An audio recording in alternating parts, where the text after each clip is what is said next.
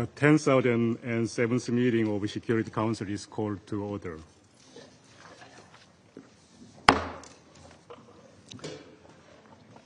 The provisional agenda for this meeting is the situation in the Middle East, including the Palestinian question. The agenda is adopted.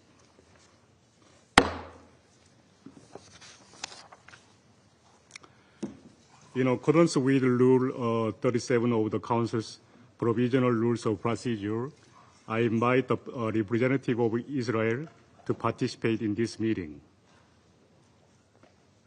It is so decided.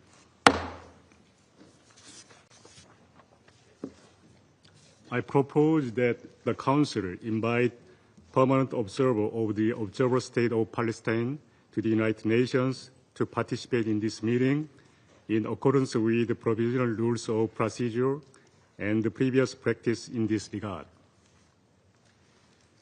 There being no objection, it is so decided.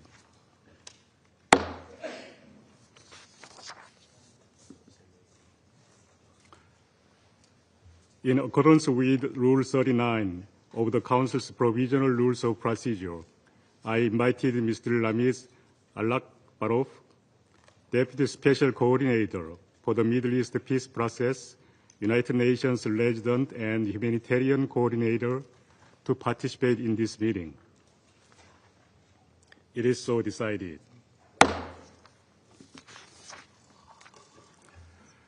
The Security Council will now begin its consideration of Item 2 of the agenda. Now I give the floor to Mr. Ramiz Alakbarov.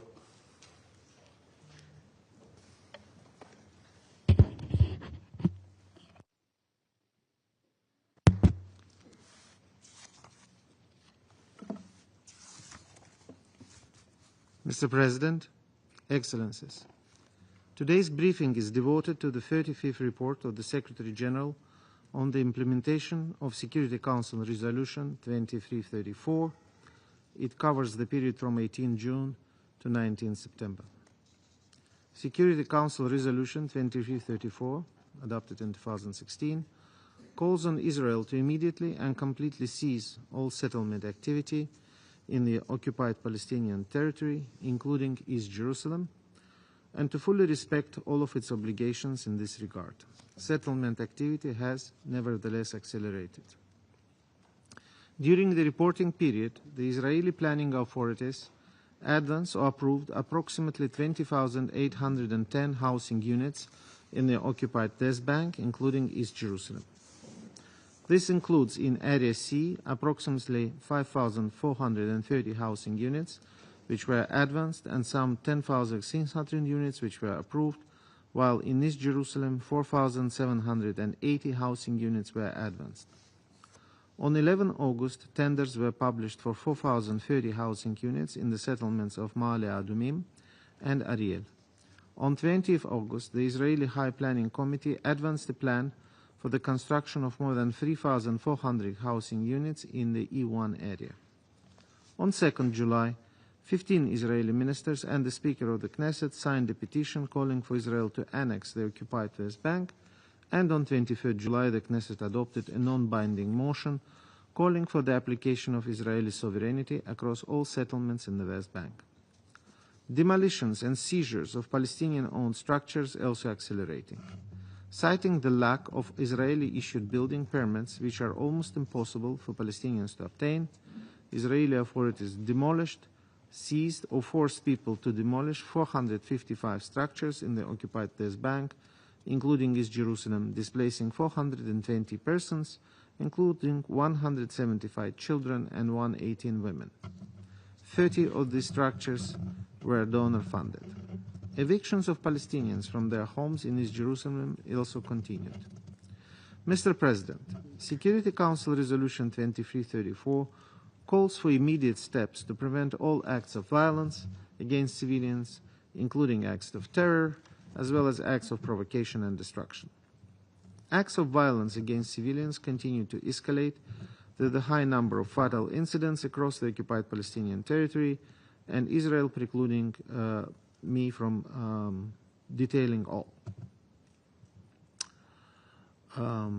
Israeli military actions intensified throughout Gaza, striking schools, hospitals, residential buildings, and hitting IDP tents and people trying to access aid, resulting in high numbers of Palestinian casualties.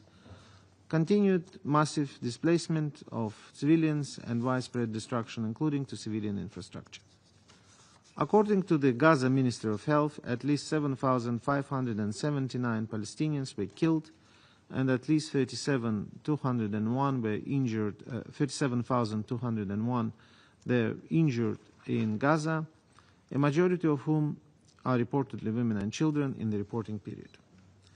And 1,911 were reportedly killed while attempting to collect aid, including in the vicinity of militarized distribution sites.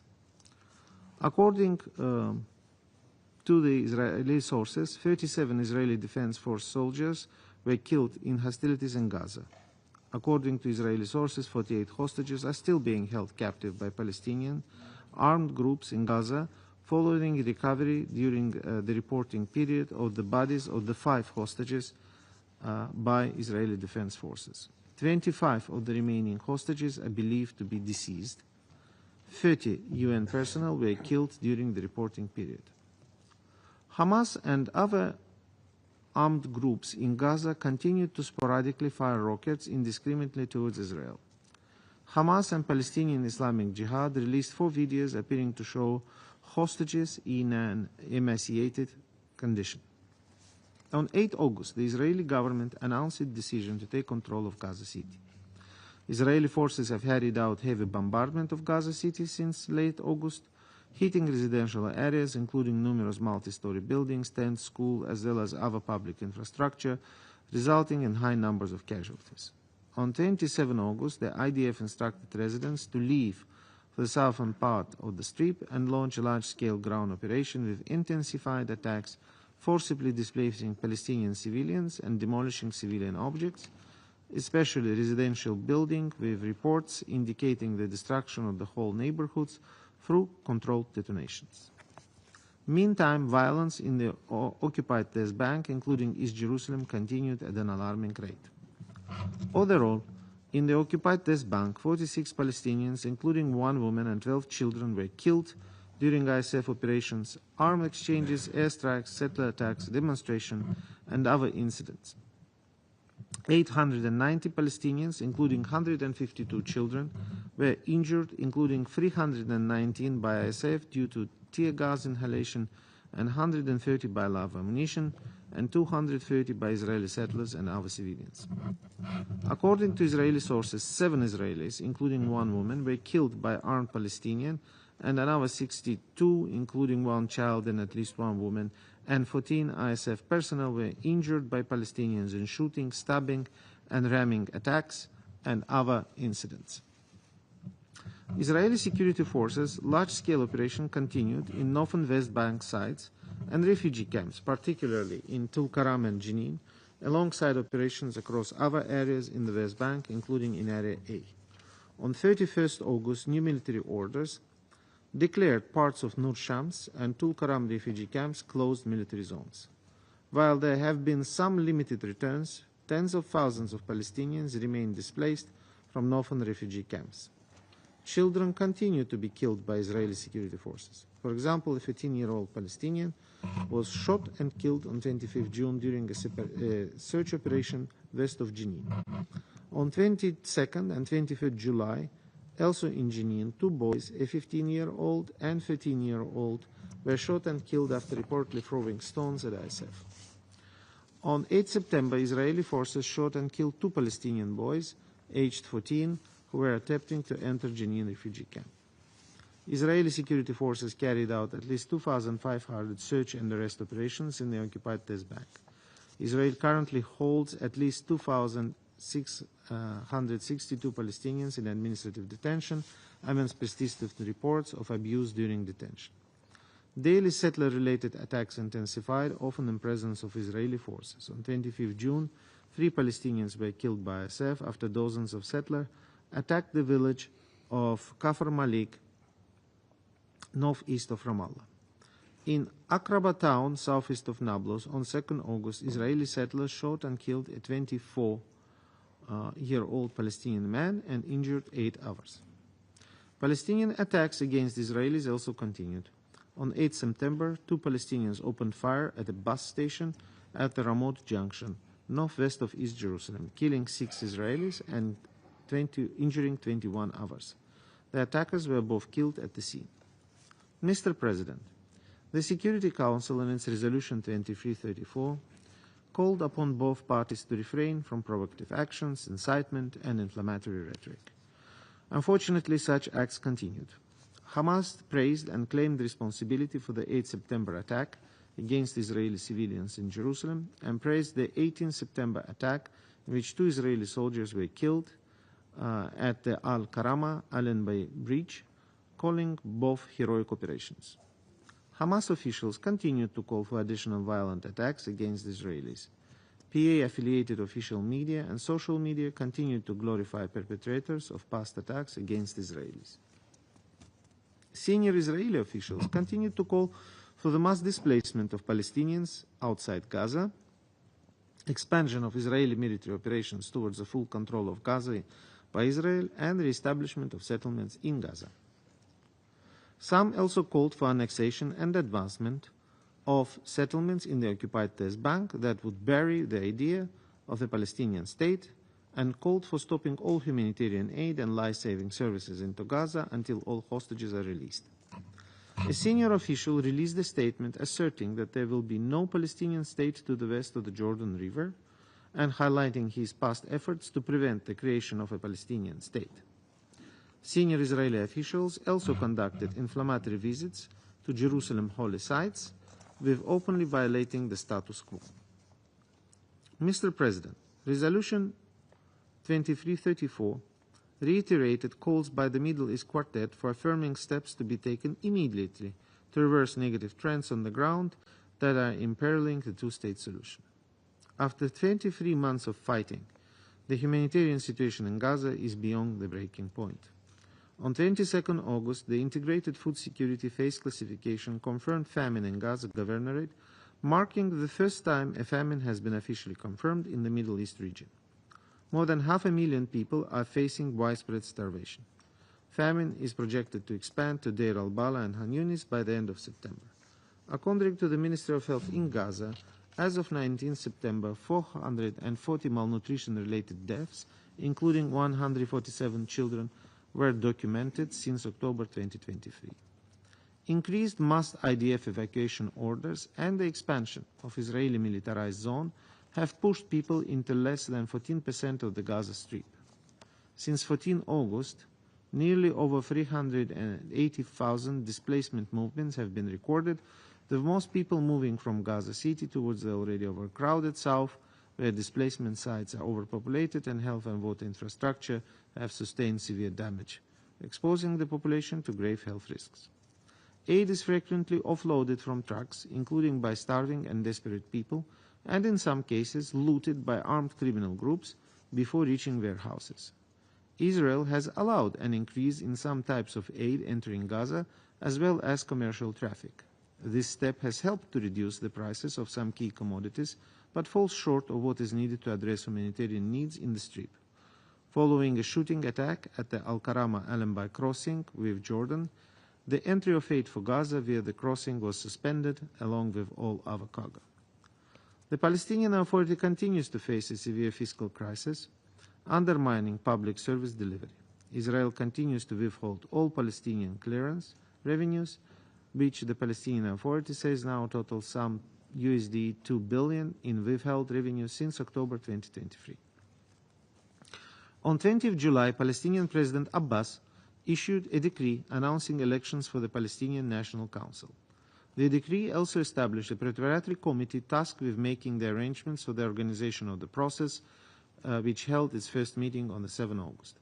President Abbas also established a committee to draft an interim constitution via decree on 18 August. It is intended to define separation of powers, democratic governance, the peaceful transfer of authority, and the legal framework for elections.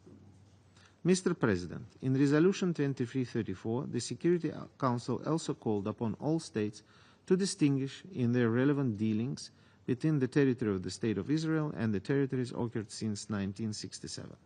On 2 September, Belgium announced its intention to impose sanctions on Israel, including, inter alia, a ban on the importing of products from settlements, a review of public procurement policies with Israeli companies, and restrictions on consular assistance to Belgians living in illegal settlements. Resolution 2334 also called upon all parties to continue, inter alia, to exert collective efforts to launch credible negotiations on all final status issues in the Middle East peace process. On 28-30 July, France and Saudi Arabia co-chaired a high-level international conference for the peaceful settlement of the question of Palestine and the implementation of the two-state solution. The conference culminated in the New York Declaration outlining an actionable framework for the implementation of the two-state solution. On 12 September, the UN General Assembly adopted a resolution endorsing the New York Declaration. Mr. President, in closing, allow me to share Secretary General's observations on the implementation of Security Council Resolution 2334, adopted in 2016, in the occupied Palestinian territory, the West Bank, including East Jerusalem and the Gaza Strip. Israeli settlement expansion continues accelerate alongside the proliferation of outposts and steps in the Israeli Knesset promoting the annexation of the West Bank. Israeli settlements have no legal validity and constitute a flagrant violation of international law and resolutions. They are systematically shrinking the territory of the Palestinian state and further entrenching Israel's unlawful occupation. The advancement of the EU1 plan is a calamitous development. If implemented, it would effectively sever the connection between the northern and southern West Bank, further undermining the contiguity of an independent and sovereign Palestinian state, increasing risk of forced displacement and fueling tensions. The government of Israel must abide by its obligations under international law. I recall the findings by the International Court of Justice in its advisory opinion of 19 July 2024, which declared inter alia that State of Israel is under obligation to cease immediately all new settlement activities, evacuate all settlers, and bring to an end its unlawful presence in the occupied Palestinian territory as rapidly as possible. I am also deeply concerned by the statements of intent by Israeli government officials to further annex all or parts of the occupied Palestinian territory.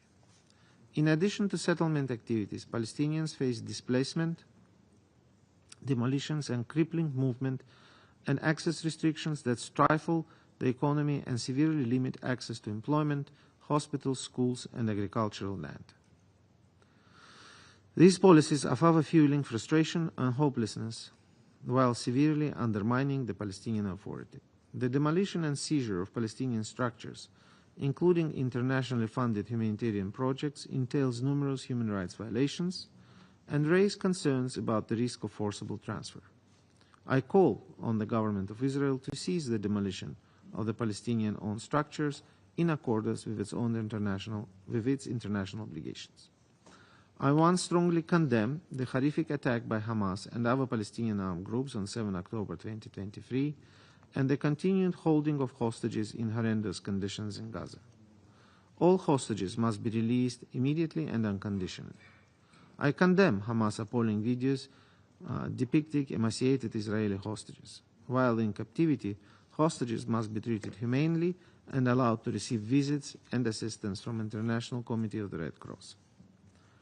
I am appalled by the escalation of Israeli military operations throughout the Gaza Strip, which continues to bring death at an unprecedented rate and destruction to Palestinians. I condemn the killing of civilians in Gaza, including women and children. The situation in Gaza is morally, politically, and legally intolerable. Mass casualty incidents have mounted as operations in Gaza City expand.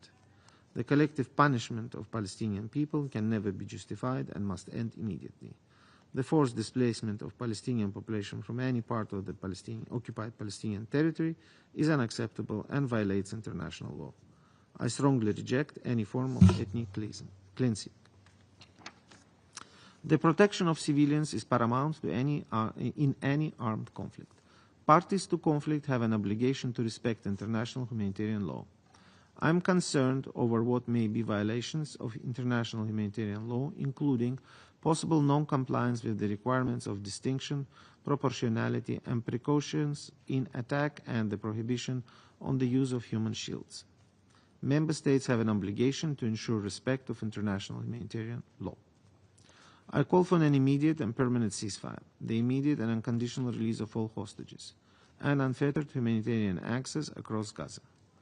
I welcome the continued efforts of the mediators to reach a deal and urge all sides to end these devastating hostilities immediately. There is no military solution. The International Court of Justice had issued legally binding provisional measures in the case named application of the Convention and on the Convention on the Prevention of and Punishment of the Crime of Genocide in the Gaza Strip. The continued heightened level of violence in the West Bank is deeply alarming. I call on Israel as the occupying power to protect the Palestinian population against attacks and intimidation. I condemn all acts of violence against civilians, including acts of terror. I am deeply concerned that persistent and intensifying settler attacks, including sometimes in the proximity and with the support of Israeli security forces, are further displacing Palestinian communities, including in Area C. Residents continue to be denied the right to return home. Palestinian attacks against Israelis must also cease. All perpetrators of violent attacks must be held accountable. Reported mistreatment of Palestinians held by Israel is deeply disturbing.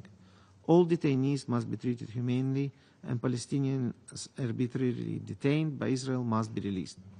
I am also disturbed by the multiple instances in which officials on both sides have glorified violence and engaged in dangerous provocations, incitement, and inflammatory language, which must be rejected by all. I am appalled at the horrific humanitarian situation in Gaza, with unbearable level of suffering and untenable living conditions. Famine in Gaza is a man-made disaster. I called on Israel to fulfill its obligation under international law, including allowing and facilitating the rapid and unimpeded humanitarian access into and throughout Gaza. The recent limited increase in humanitarian aid is nowhere near what is required. The UN and our partners have a proven and principled plan to get aid to a desperate population. We must be allowed to safely and securely distribute assistance to people in need wherever they are. All parties must respect and protect humanitarian personnel. I mourn the United Nations personnel killed in Gaza and strongly condemn the killing of all health and humanitarian personnel. These incidents must stop and be thoroughly and independently investigated, and perpetrators must be accountable. I expressed my deepest appreciation to UNRWA and the UN agencies and personnel and humanitarian aid workers who remain committed to their work across OPT despite the significant security risk. I recall that inviolability of United Nations premises must be respected at all times. I also strongly condemn the killing of journalists in Gaza. Israel's implementation of punitive economic and fiscal measures is destabilizing Palestinian institutions and threatening the viability of Palestinian Authority. I urge Israel to immediately cease all such unilateral steps.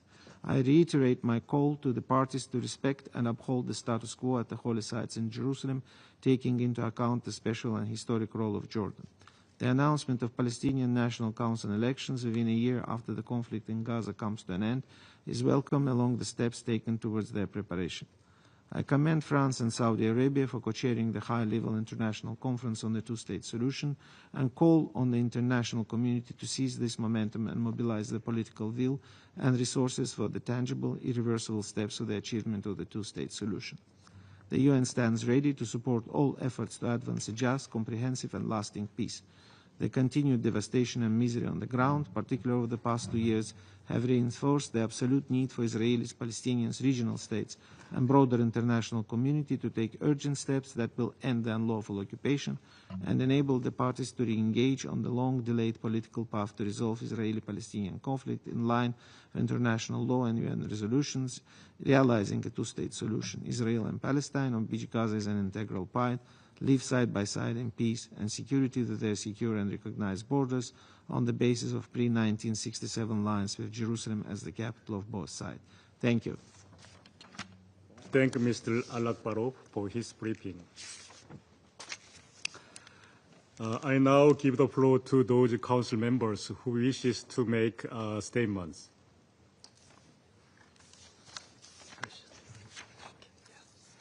I give the floor to the representative of Russia Federation. Господин председатель, благодарим заместителя спецкоординатора ООН по ближневосточному мирному процессу Рамиза Алакбарова за обстоятельный доклад о ситуации на оккупированной палестинской территории в контексте выполнения резолюции Совета Безопасности 2334. К сожалению, как ясно из вашего доклада, поводов для оптимизма у нас как не было, так и нет. Резолюция не только не выполняется, но и откровенно нарушается. Обнародованные в середине августа планы руководства Израиля по реанимированию плана застройки поселениями зоны И-1 на западном берегу ставят под угрозу перспективы двухгосударственного решения. В случае реализации этой задумки стоимостью $1 миллиард, предполагающей возведение 3412 жилищных единиц и строительство новых дорог и инфраструктурных объектов, СБРИ будет поделен на две части. Восточный Иерусалим будет отрезан от остальной части палестинской территории. Точнее всего, намерение сторонников такого плана описал израильский министр финансов Бецалель Смотрич, который не без гордости сказал: это похоронит идею палестинского государства.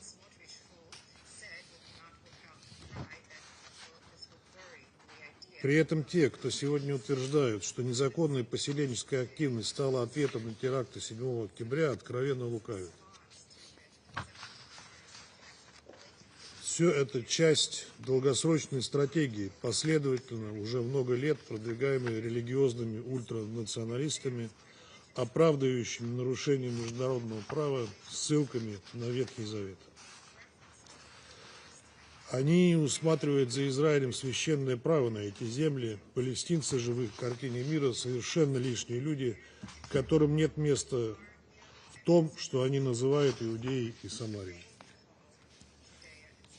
Поэтому не стоит удивляться, что только из пресловутой зоны И-1 с 2009 года насильственно перемещено 900 палестинцев, а более 500 домов было снесено, включая 200 построенных на деньги международных спонсоров. Нелепые попытки оправдать угрозы аннексии недавней волной признаний Палестины со стороны ряда западных государств. Эти шаги были вызваны как раз целенаправленной политикой Западного Иерусалима по подрыву двухгосударственного решения, а не наоборот.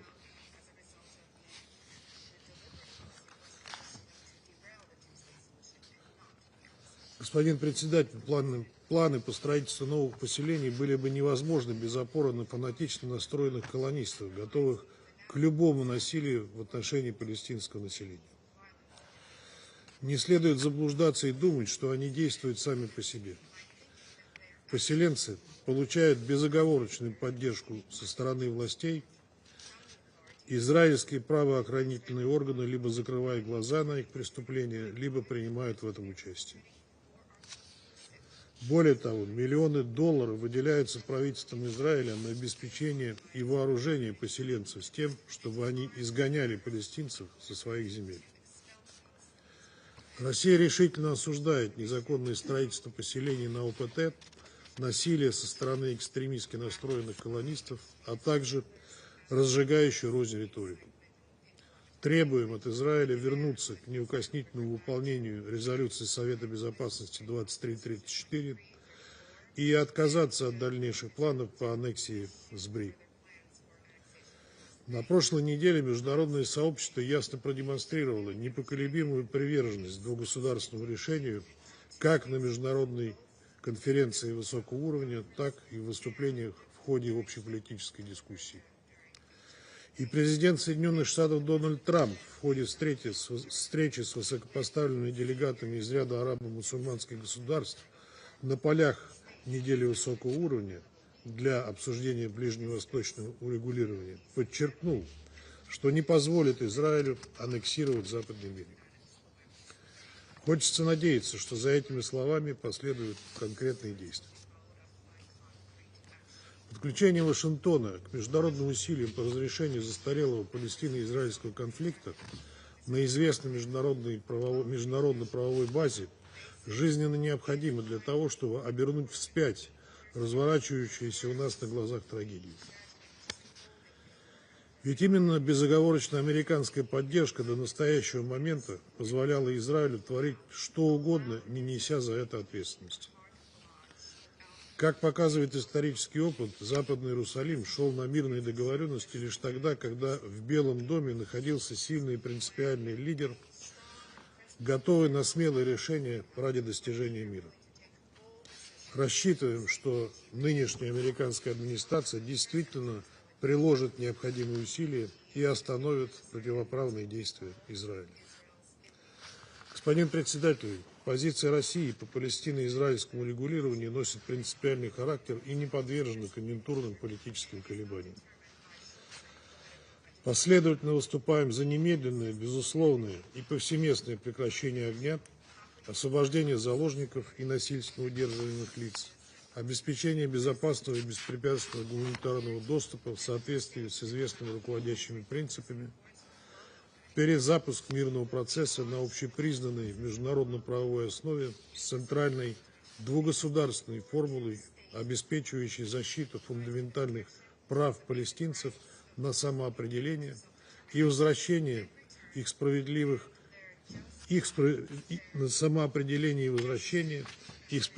чаяний на собственное независимое и жизнеспособное государство в границах 1967 года со столицей в Восточном Иерусалиме, сосуществующей в мире и безопасности с Израилем.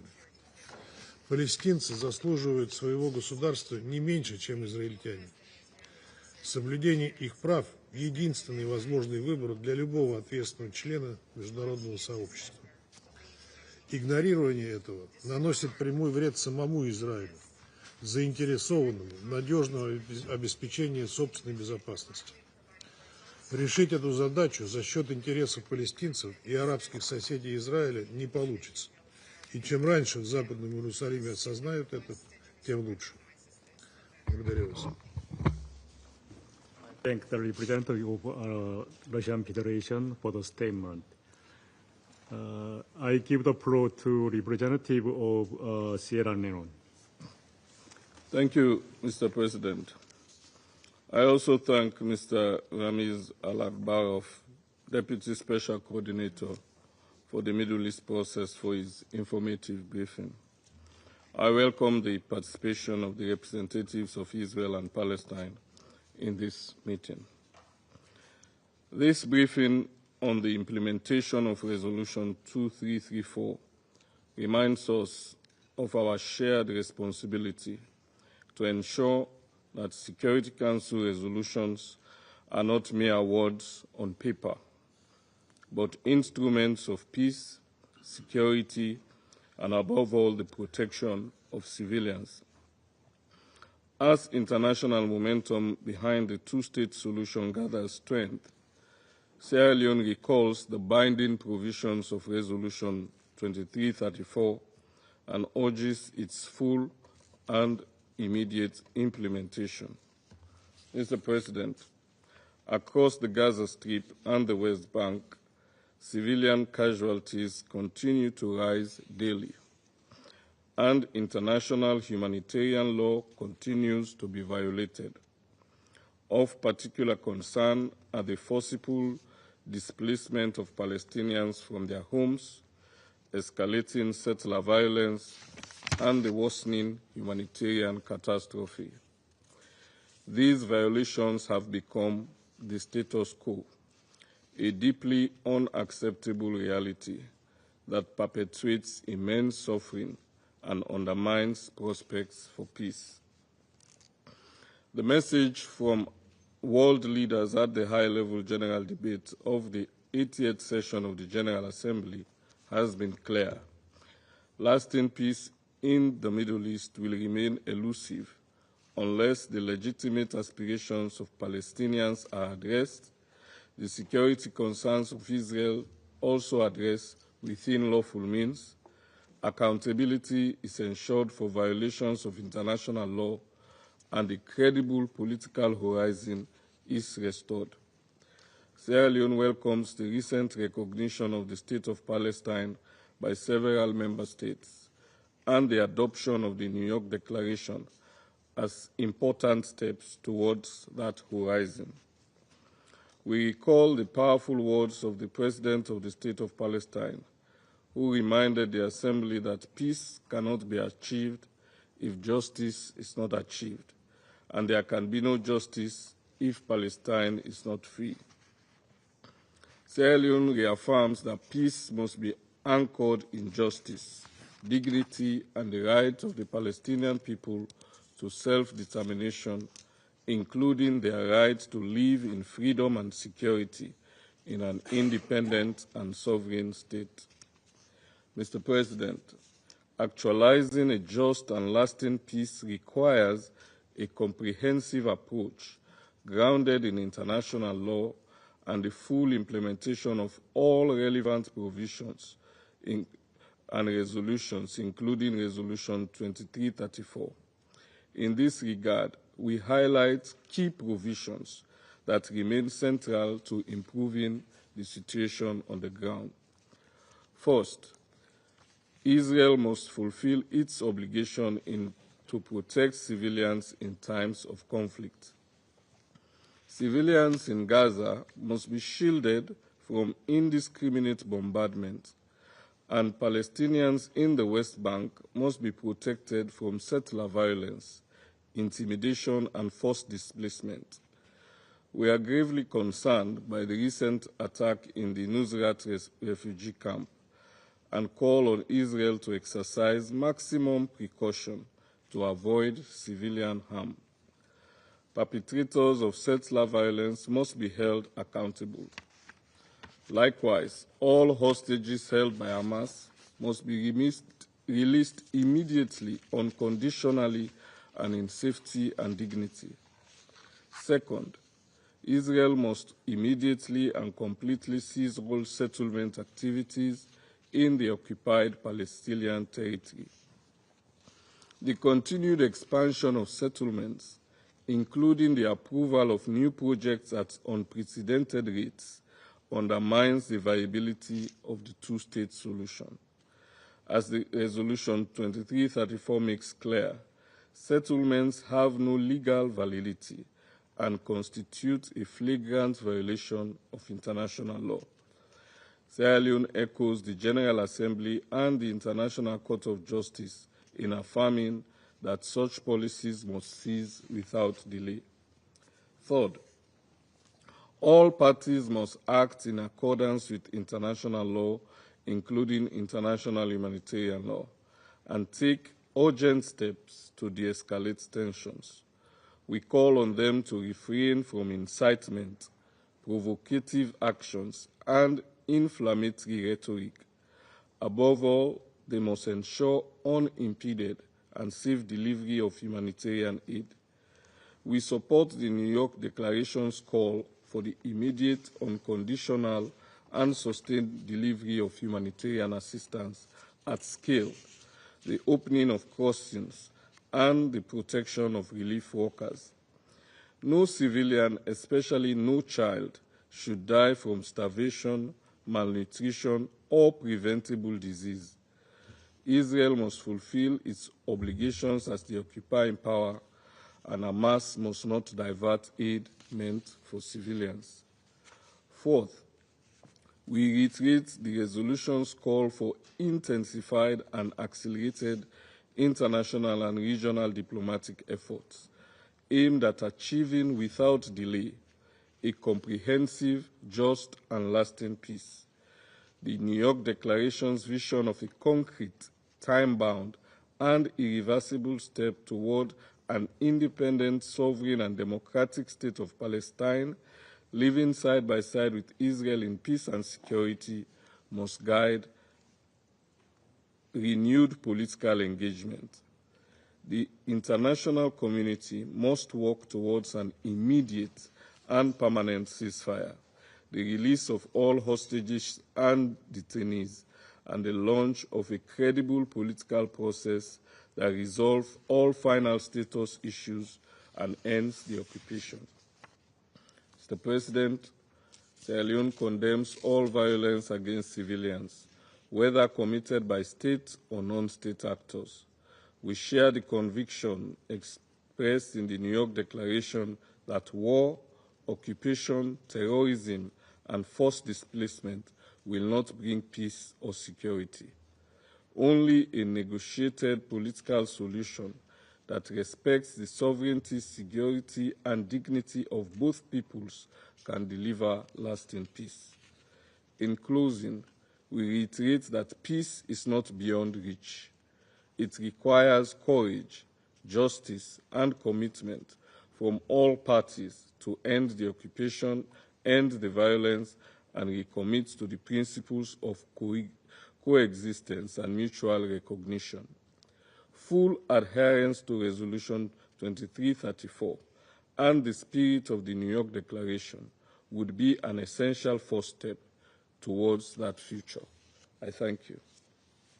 I thank the representative of Sierra Leone for the statement. Now I give the floor to the representative of the United States. Thank you, Mr. President.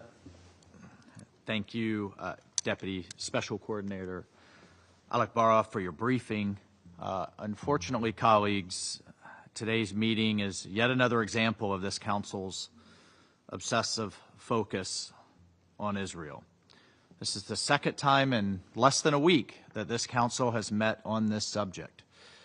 As I noted then, there have been more than 80 meetings on Israel since October 7th. This constant drumbeat of meetings only distract from and unfortunately undermine the serious work needed to address issues of international peace and security, including the United States' efforts to free all 48 hostages who remain in Hamas's captivity right now as we speak.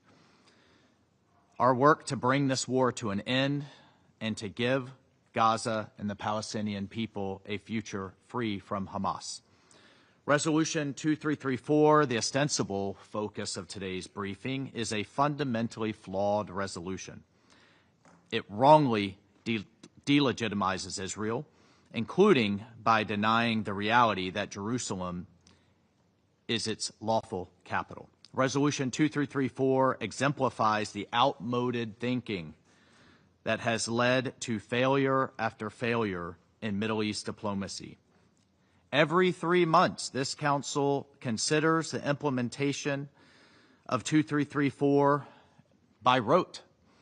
This is in addition to the regular monthly briefing and the quarterly general debates on the Middle East, which focus almost entirely on Israel. And so this constant drumbeat of meetings continues to distract from doing the actual work. Doing the actual work, colleagues, that many pressing threats to international peace elsewhere around the world so sorely need. So perfunctory briefings like this one today do nothing to end the conflict or bring the war to a close. The United States continues to work tirelessly to free all 48 hostages and end the war. President Trump just last week told the General Assembly that empty words do not solve wars. Action does. Action does. President Trump just this last week hosted a key meeting with the leaders of Arab and Muslim majority states to coordinate the day after planning for Gaza. Not only is he putting real plans on the table to end the war and free the hostages and stop the suffering, but he's already putting plans forward for the day after to make sure this never happens again. We cannot repeat ourselves. We cannot. The definition of insanity is to continue to repeat this year after year. Colleagues, if we want to end the war, we need to place accountability where it belongs, with the terrorist organization known as Hamas. The United Nations has yet to designate Hamas as a terrorist organization, even as it holds 48 hostages in horrific conditions, which will include, by the way, the remains of 2 American citizens, Itachin and Omar Nutra. Hamas has made these hostages dig their own graves on camera. All of us desire peace, colleagues. all of us desire peace, but we should be united by one message for Hamas: release the hostages now and end this war. Hamas bears absolute responsibility for the ongoing war in Gaza. Hamas began a war on October 7, 2023, with a massacre of innocent people, including women, children, and the elderly. Unfortunately, while Israel has accepted the negotiators' proposals, Hamas has repeatedly rejected these reasonable offers to make peace. Now, as if to encourage continued conflict, members of this body rewarded Hamas for its horrible atrocities, including October 7th, by unilaterally recognizing a Palestinian state. Hamas sees actions like that as winning, and as a win for them, and as a reward for their horrific actions. So rather than reward Hamas, this Council and all member states should pressure it to end the bloodshed, disarm, and give the people of Gaza a chance for a peaceful life. It is time to stop repeating this failed approach. President Trump's approach of peace through strength has yielded historic accomplishments in a very short amount of time. In his first term, he brought peace, prosperity, and regional integration through the historic Abraham Accords. Earlier this year, this administration negotiated a ceasefire that freed many hostages.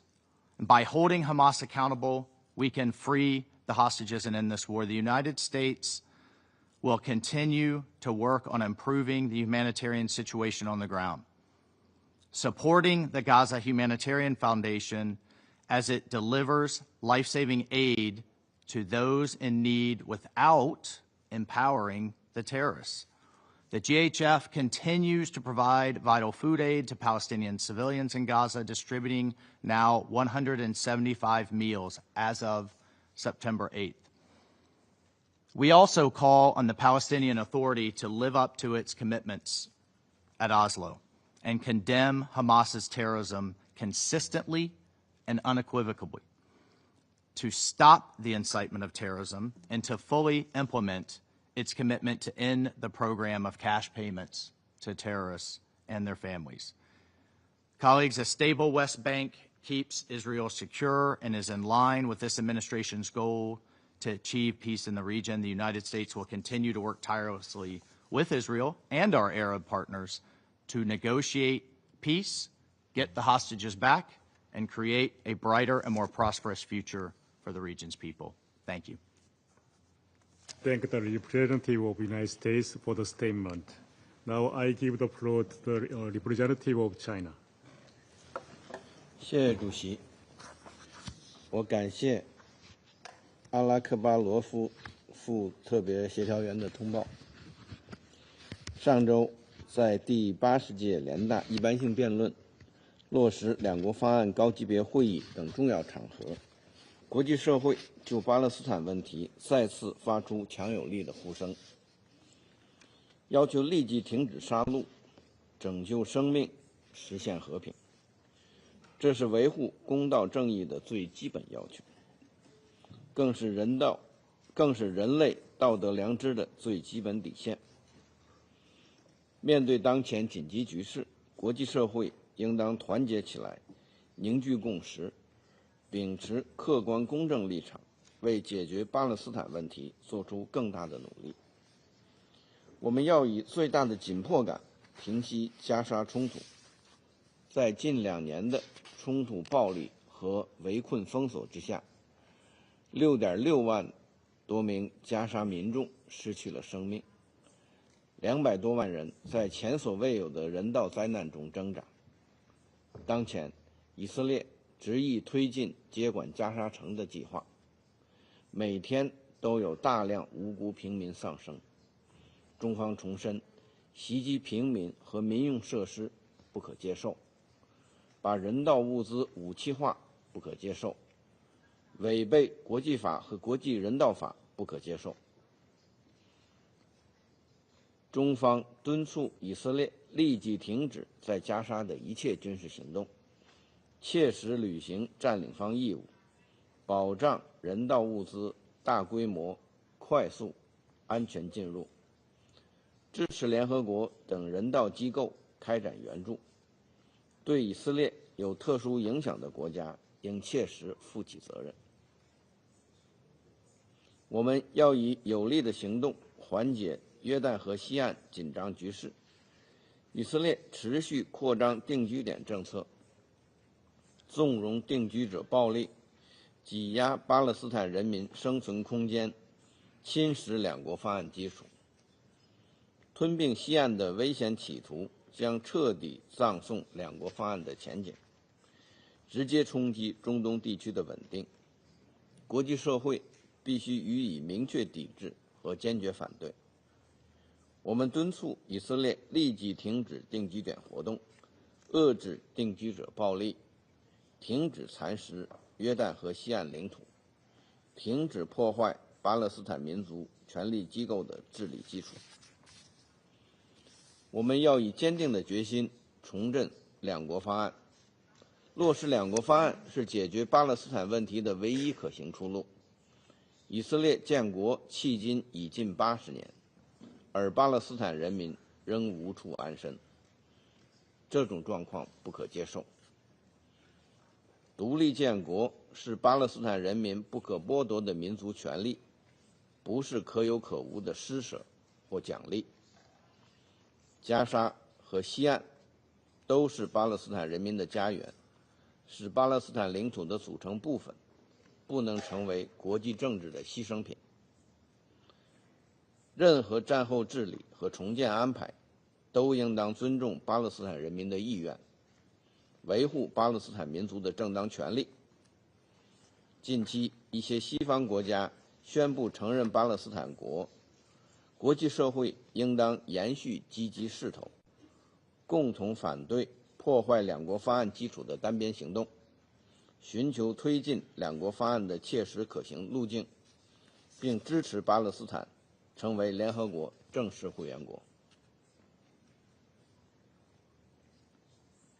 中方将继续同国际社会共同努力，推动早日平息加沙战火，缓解人道灾难，落实两国方案，推动巴勒斯坦问题全面、公正、持久解决，为实现中东地区的和平与稳定不断做出新的贡献。谢谢主席。Representative of China for the statement. Now I give the floor to Representative of United Kingdom. Deputy Special Coordinator Alek Barov for his briefing. I'll make 3 points. First, the United Kingdom reaffirms that a two-state solution remains the only viable path to peace and security for both Israelis and Palestinians. That is why, last week, the UK formally recognised the State of Palestine. As my Foreign Secretary said, this decision reflects a grave urgency. The two-state solution is under threat from relentless violence, deepening humanitarian catastrophe, and political obstruction.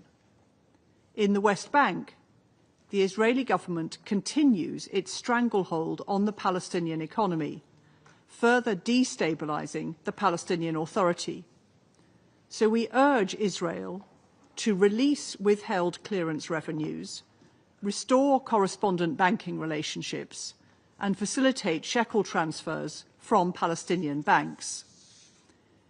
We also repeat our calls on Israel to halt the expansion of illegal settlements, including the E1 plans, and act decisively against extremist settler violence.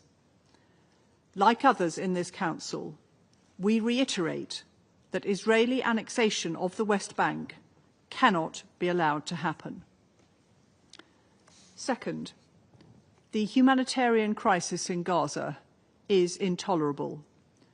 Civilians continue to face famine, destruction and displacement on a scale that defies description. Since the 1st of September, 4 hospitals in northern Gaza have been forced to close, and clinics, including those of the Palestinian Medical Relief Society, continue to be struck by Israel. Israel must protect the healthcare sector in line with its obligations under international law. Last week, doctors who had worked in Gaza described to me the awful challenge of trying to save lives in conditions of destruction and with medical equipment and food withheld. So we continue to call on Israel to let in aid without restriction, including fully reopening the King Hussein Allenby Bridge. We also urge Israel to allow international media access to Gaza in line with the principles of press freedom. Third, as my Foreign Secretary said, recognition must be a spur, not a substitute, for urgent action.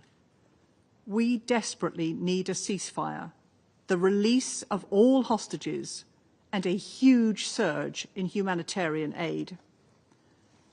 The hostages and Palestinians in Gaza have known only death and misery for the past 2 years. We commend the tireless efforts of the US, Qatar and Egypt to try to end this cycle of violence. The UK is ready to build on the positive momentum from last week's two-state solution conference and to play our part in securing a deal to provide a better future for Israel, Palestine and the region. I thank you. I thank the representative of United Kingdom for the statement. And now I give the floor to representative of Somalia. Thank you, Mr. President. Allow me to begin by extending our gratitude to Mr. Alak Barov, Deputy Special Representative Coordinator, Resident Coordinator at the Office of the UN Special Coordinator for Middle East Peace Process, for his comprehensive and deeply troubling briefings on the implementation of the Security Council Resolution 2334. Nearly 10 years after its passage, the Council's requirements remain unmet and in several critical respects are being actively disregarded. The ongoing expansion of Israeli settlement constitutes a clear breach of international law and remains a central impediment to the peace process. Over the past year, Israeli planning authorities have advanced or approved almost 10,000 new housing units in the occupied West Bank, including East Jerusalem, and have proposed recognizing 22 additional settlement and outposts actions that deeply undermine the prospect of a viable and continuous Palestinian state. The resumption of a formal land registration in Area C, suspended since 1968, further entrenches settlement growth and increases the risk of unlawful sovereignty claims over occupied territories. Israel must stop the expansion of its illegal settlement on E1 zone. Furthermore, the demolition of over 450 Palestinian-owned structures and the displacement of nearly 600 people sharply highlight the trends that urgently need to be reversed. The recent report from the Office of High Commissioner for Human Rights has identified more than 150 business enterprises, both Israeli and international, that are supporting the sustaining these illegal settlements. Such involvement complicates the occupation and presents a significant ethical and legal concerns. The recent report of the Office of High Commissioner for Human Rights findings should inform the actions of the government and businesses alike, ensuring that they do not contribute on ongoing violations and breaches of international law. Mr. President, the humanitarian crisis in Gaza are catastrophic. Since the collapse of the ceasefire on March 18, more than 2 million people are facing a man-made famine, as confirmed by the Integrated Food Security Phase classification, a direct consequence of the ongoing blockade on aid. The hostilities have become intolerably severe, resulting in the death of at least 5,400 Palestinians and injuries to more than 70,300 others during this period. We pay solemn tribute to the United Nations personnel in Gaza, 323 of whom have lost their lives since October 7, including 43 in the last quarter alone, the highest toll of humanitarian workers in the UN history. Their dedication and sacrifices pursuit of humanity and dignity and will not be forgotten. Mr. President, the path forward is clear. First, an immediate permanent ceasefire is essential to halt the bloodshed and avert the further famine. Somalia recognizes and appreciates the mediation effort led by Qatar, United States, and Egypt, and urges all parties and the broader international community to intensify efforts to achieve a sustained cessation of hostilities. Second, Israel must fulfill its obligation under international law and ensure the rapid and unembedded delivery of humanitarian and commercial goods into Gaza. Starvation of civilians as a method of warfare is strictly prohibited and represents a grave violation of international law. We also call for an immediate and unconditional release of all hostages and those arbitrarily detained. Third, Somalia underscores the necessity of reviving a credible, inclusive political process aimed at addressing the root cause and achieving a just and lasting peace. In that regard, our commitment to a sovereign and independent Palestinian state must be reaffirmed, and with Al-Quds al-Sharif as its capital, we welcome the recent declaration by an increasing number of states recognizing Palestine as a state, and we emphasize the importance of Palestine attaining full membership in the United Nations. The international community must act decisively to end the occupation and support Palestinian unity and governance, both of which are essential for a just and lasting peace. I thank you. Thank the representative of Somalia for the statement. Now I give the floor to the representative of Denmark. Let me also thank Deputy Special Coordinator Alak Barov for his briefing. Mr. President, 1 week ago, world leaders convened for the high-level conference on the two-state solution. The vast majority reaffirmed their unwavering support for the lasting peace and the two-state solution. In the midst of this dark chapter in the Israeli-Palestinian conflict, we saw a glimpse of hope, of momentum that we must dare to build on. This is why the Foreign Minister of Denmark announced last week that the keys to recognition of a Palestinian state will no longer lie in the hands of the Israeli government. The Palestinians themselves must become masters of their own destiny. Denmark welcomes the commitments made by President Abbas regarding democratic reform and condemnation of Hamas, confirming that they can have no role in Gaza. It's crucial that we seize this momentum to move forward on these commitments towards a viable and democratic Palestinian state. However, the two-state solution is at a critical junction. It's challenged by Israel's direct opposition to its realization, by the expansion of illegal settlements, and by threats to annex the West Bank and Gaza. Since our last briefing in June, Israel has approved the E1 settlement plan, a plan that will, if implemented, gravely undermine the two-state solution. Denmark strongly condemns this decision and urges Israel to halt any such attempt. We continue to see new expansions of settlements, widespread settler violence, forced displacement of local communities, and demolition orders of Palestinian-owned structures, including in East Jerusalem. Denmark's position is clear. We firmly condemn all of these actions and policies. Israeli settlements are a clear violation of international law, and they make it virtually impossible to form a connected and viable land for a future Palestinian state. Mr. President, there must also be concerted efforts to support the Palestinian Authority and its commitment to reform. Denmark remains greatly concerned by the PA's deteriorating financial situation. We have recently joined the Emergency Coalition for Palestine and have allocated approximately $8 million in additional support. We have also been at the forefront of EU support for capacity building and reform of the Palestinian authorities. We call on Israel to urgently release the withheld tax revenues it collects on behalf of the Palestinian Authority and to renew the bank agreement. Mr. President, next week we are marking a devastating anniversary. We will never forget the brutal terror attack by Hamas on 7 October 2023. Just little over a week ago, another attack at the Allenby crossing, which we strongly condemn. But there can be no justification for terrorism, nor for the despicable maltreatment of the hostages. We have consistently stressed that Israel's response must be exercised in compliance with international law, including international humanitarian law, and we are now seeing that Israel's actions go far beyond self-defense. A man-made famine is unfolding. Denmark is deeply concerned by the catastrophic humanitarian situation in Gaza, and it's deeply troubling that we now see reports of reduced, not improved, humanitarian access.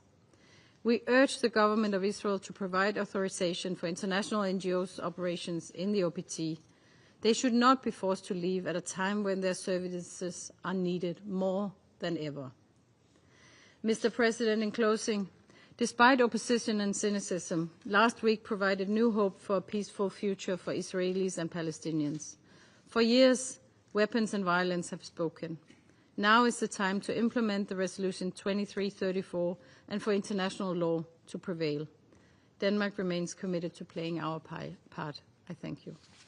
I thank the representative of Denmark for the statement. Now I give the floor to representative of Guyana. Mr. President, I thank Deputy Special Coordinator Ramriz Alakbarov for presenting the report of the Secretary General on the implementation of Security Council Resolution 2334. It is deeply alarming that Israel not only fails to comply with the provisions of the resolution, but also continues to take active steps that directly violate its provisions. Mr. President, Israel continues to carry out its colonial settler policy unconstrained by the prescriptions of international law. This approach is particularly unsettling because of the implications for the achievement of an independent Palestinian state and the prospects for the termination of the Israeli occupation. This policy is evidenced by Israel's continued and systematic approval of new settlements in the occupied West Bank, increasingly shrinking the space pertaining to the Palestinian territory. The approval of the E1 settlement plan and Israel's determination to go forward with construction in the area is an extremely significant development that should not be met with silence from the Council. Advancing this plan would further fragment Palestinian communities and seriously undermine the aspiration for a contiguous Palestinian state. Israel itself has declared that the Palestinian state is being, and I quote, erased not by slogans, but by deeds, end quote. The response to this daring declaration by the occupying power and all other illegalities in the occupied Palestinian territory must be met with strong, decisive, and strategic action. Guyana therefore calls on fellow Council members to uphold the collective obligation to ensure that Israel complies fully with Resolution 2334. Israel's colonial settler policy is further evidenced by the settler attacks on Palestinians in the occupied West Bank, including East Jerusalem. Settlers also vandalize public infrastructure, including water networks and healthcare facilities. These acts are carried out under the watchful eyes of the Israeli security forces, who do nothing to stop them, but are quick to react by assaulting Palestinians who resist the unjust and illegal actions of settlers.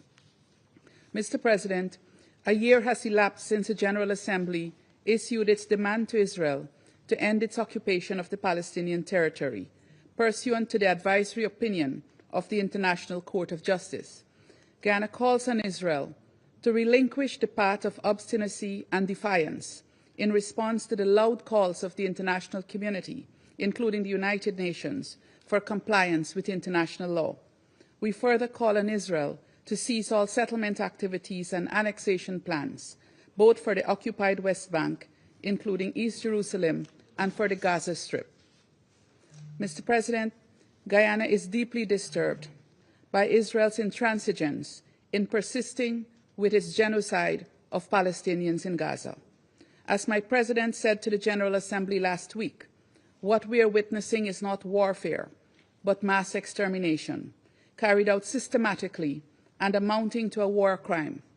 The paralysis of the Security Council cannot persist, as this will be to the further detriment of the Palestinian nation. We therefore call for a consensus approach that involves action by all member states pursuant to Resolution 2334 to ensure that they do not in any way contribute to the implementation and perpetuation of Israel's settler colonial policies and practices. This approach must also involve urgent action by all member states to halt the ongoing genocide against the Palestinian people. Mr. President, colleagues, it is baffling that the government of a people who have been the subject of discrimination and exclusion of the worst kind less than 100 years ago can now be the perpetrators of the same crime against another people, this time in full view of the world. Instead of changing the course of history, sadly, the occupying power has chosen to repeat it. But we, the international community, must ensure that the rule of international law prevails, not because enough of us hope that it will prevail, but because enough of us exercise the political will for it to prevail. As always, Guyana is prepared to support Council action to this end. I conclude by reiterating the following appeals. First, Guyana stresses the need for an immediate, unconditional, and permanent ceasefire in Gaza, for the cessation of Israeli settlement policies and practices in the occupied West Bank, including East Jerusalem, and for the cessation of violence against Palestinian civilians in the occupied West Bank. Second, Guyana urges that steps be taken to rapidly improve the humanitarian situation in Gaza. We call on the Israeli authorities to allow humanitarian access in all parts of the Strip, to lift restrictions on the types of supplies allowed in, and to allow the UN and humanitarian partners to fully resume their operations. The situation of famine in Gaza can and must be reversed. Third, we call for the immediate and unconditional release of all hostages who continue to be held in Gaza by Hamas and other armed groups. Likewise, we call for the release of Palestinian civilians, including children, who are detained in Israeli prisons without charge. Mr. President, Guyana remains unwavering in its support to the Palestinian cause and the implementation of the two-state solution. We remain ready to work with the Council and the wider UN towards this end and are particularly encouraged by the many demonstrations of solidarity with the Palestinian people during High-Level Week. We believe that there is great international momentum and commitment to resolving the question of Palestine with urgency, and we, the members of the Security Council, must collectively take full advantage of this momentum. I thank you. I thank the representative of Guyana for the statement. Now I give the floor to the representative of France. Merci, Monsieur le Président. Monsieur le Président, je remercie Monsieur le coordonnateur spécial adjoint pour le processus de paix au Moyen-Orient, Monsieur Ramiz Alakbarov, pour son exposé. La question israélo-palestinienne est au cœur des tensions de la région depuis des décennies, et il est du devoir de ce Conseil de la traiter sans relâche. Dans une semaine, nous commémorerons le sinistre anniversaire des 2 ans des attaques terroristes commises par le Hamas le 7 octobre 2023 et des prises d'otages qui s'en sont suivies. Actes barbares, d'ampleur inégalée, qui ont ébranlé par leur sauvagerie Israël et la conscience du monde. La France réitère sa condamnation sans équivoque des crimes odieux commis par le Hamas. Notre priorité absolue demeure la conclusion d'un cessez-le-feu immédiat et permanent et la libération sans condition de tous les otages. Mais voici aussi 2 ans que notre Conseil se réunit vainement pour appeler au cessez-le-feu et à l'accès humanitaire sans restriction pour tous les habitants de Gaza. Les offensives israéliennes en cours à Gaza n'ont plus de logique militaire. La France réitère sa condamnation de leur extension et de leur intensification.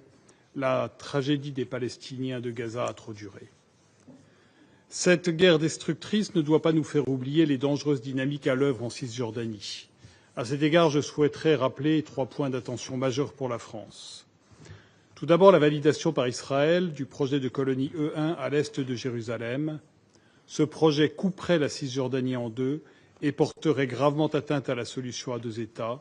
La France appelle Israël à y renoncer de toute urgence. Deuxièmement, les multiplications des attaques de colons israéliens contre des Palestiniens dans un climat d'impunité totale. La France appelle Israël à mettre immédiatement fin à ces violences et à protéger les civils palestiniens. Troisièmement, l'intensification des démolitions par Israël d'infrastructures publiques essentielles.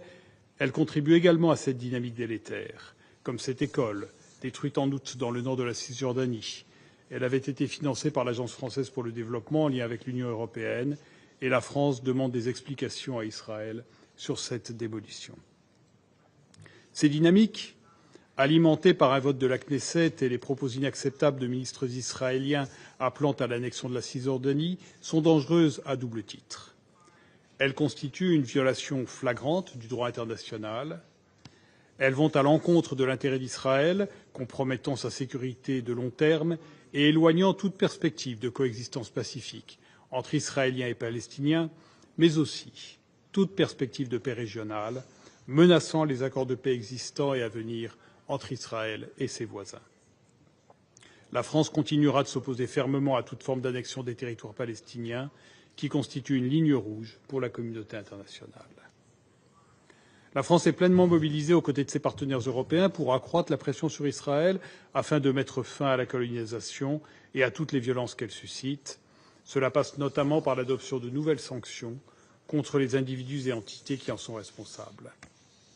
Monsieur le Président, dans ce paysage bien sombre, une lueur d'espoir existe pourtant. La semaine dernière s'est tenue ici à New York la conférence pour la solution à 2 États, coprésidée par l'Arabie saoudite et la France. Cette conférence a permis à la communauté internationale de réaffirmer son soutien ferme et continu à la solution à 2 États. Elle a permis aussi d'insuffler une dynamique politique inédite, en dessinant un chemin clair vers la paix et la sécurité pour tous dans la région. Elle a été l'occasion pour la France, avec 9 autres États, d'annoncer la reconnaissance de l'État de Palestine. La déclaration de New York, endossée par 142 États membres de l'ONU, dresse une feuille de route unique pour y parvenir. Approuvée par l'autorité palestinienne, elle prévoit notamment un cessez-le-feu immédiat et permanent à Gaza et la libération de tous les otages. Le désarmement effectif du Hamas et son exclusion de la gouvernance de Gaza, où une administration de transition doit être mise en place, intégrant l'autorité palestinienne. Rappelons à cet égard qu'il est difficile de présenter comme un appui au Hamas une conférence qui l'exclut de l'avenir de la Palestine et qui vise cette solution à 2 États que le Hamas, justement, a toujours refusée. Troisièmement, le déploiement d'une mission internationale de stabilisation à Gaza et la reconstruction de l'enclave. Enfin, l'établissement d'un État palestinien doté d'une gouvernance et d'institutions réformées.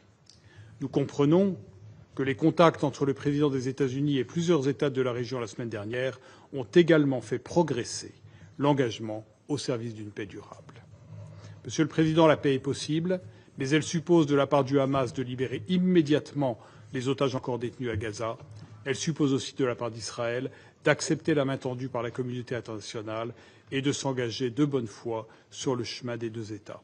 Je vous remercie. I thank the representative of France for the statement. Now I give the floor to representative of Slovenia. Thank you, Mr. President.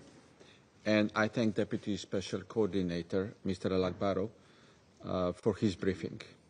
Unsurprisingly, the briefing paints a grim picture of a dangerous trajectory of the conflict. Colleagues, during the past week, world leaders gathered here at the United Nations. Palestine and the horrors of Gaza dominated all discussions. It started with a conference on the two-state solution, which created a positive momentum that was further strengthened by the meeting of the US President with Arab leaders. All these happened in parallel with almost consensual messages coming from the General Assembly that the suffering in Gaza must end. As the general debate wraps up, we have an opportunity for reflection and for charting the course of action. Today, Mr. President, I would like to offer our reflection on partnership for peace. First, for Slovenia, the Palestinian Authority is a crucial partner for peace. While supporting the reform process, we underline that the PA must remain stable and able to govern, provide basic services, and maintain security. We are deeply alarmed over their financial crisis, and we urge the Israeli government to release the Palestinian revenues that Israel is withholding unlawfully. Slovenia has joined the Emergency Coalition for the Financial Sustainability of the Palestinian Authority and allocated funds towards this end. However, this is only an emergency measure. Ensuring the sustainability and functionality of the Palestinian Authority remains a priority. Second, UNRWA is another partner for peace in the region. It is a lifeline for Palestinians struggling with the humanitarian catastrophe in Gaza. It is a pillar for human development in the West Bank and more broadly. We remain steadfast in our support to the agency and the shared commitments we pledged. The agency is an indispensable part of the fibre of Palestine society and is enjoying trust of the community. It is accumulating knowledge, offering opportunities, and carrying political heritage. As such, it must be protected and its mandate renewed. Third, what is becoming clear is that partnerships for peace in the region of the Middle East and in the international community are growing. The leaders of the region have clearly demonstrated their commitment to peace in the region, to peace with Israel. As part of the commitment of the international community to peace, we welcome the new and irreversible wave of recognitions of Palestinian statehood. Each one strengthens legitimacy of Palestine and moves us closer to a just settlement. The international community is making its voice clear, and we resolutely stand behind the New York Declaration outlining steps to peace.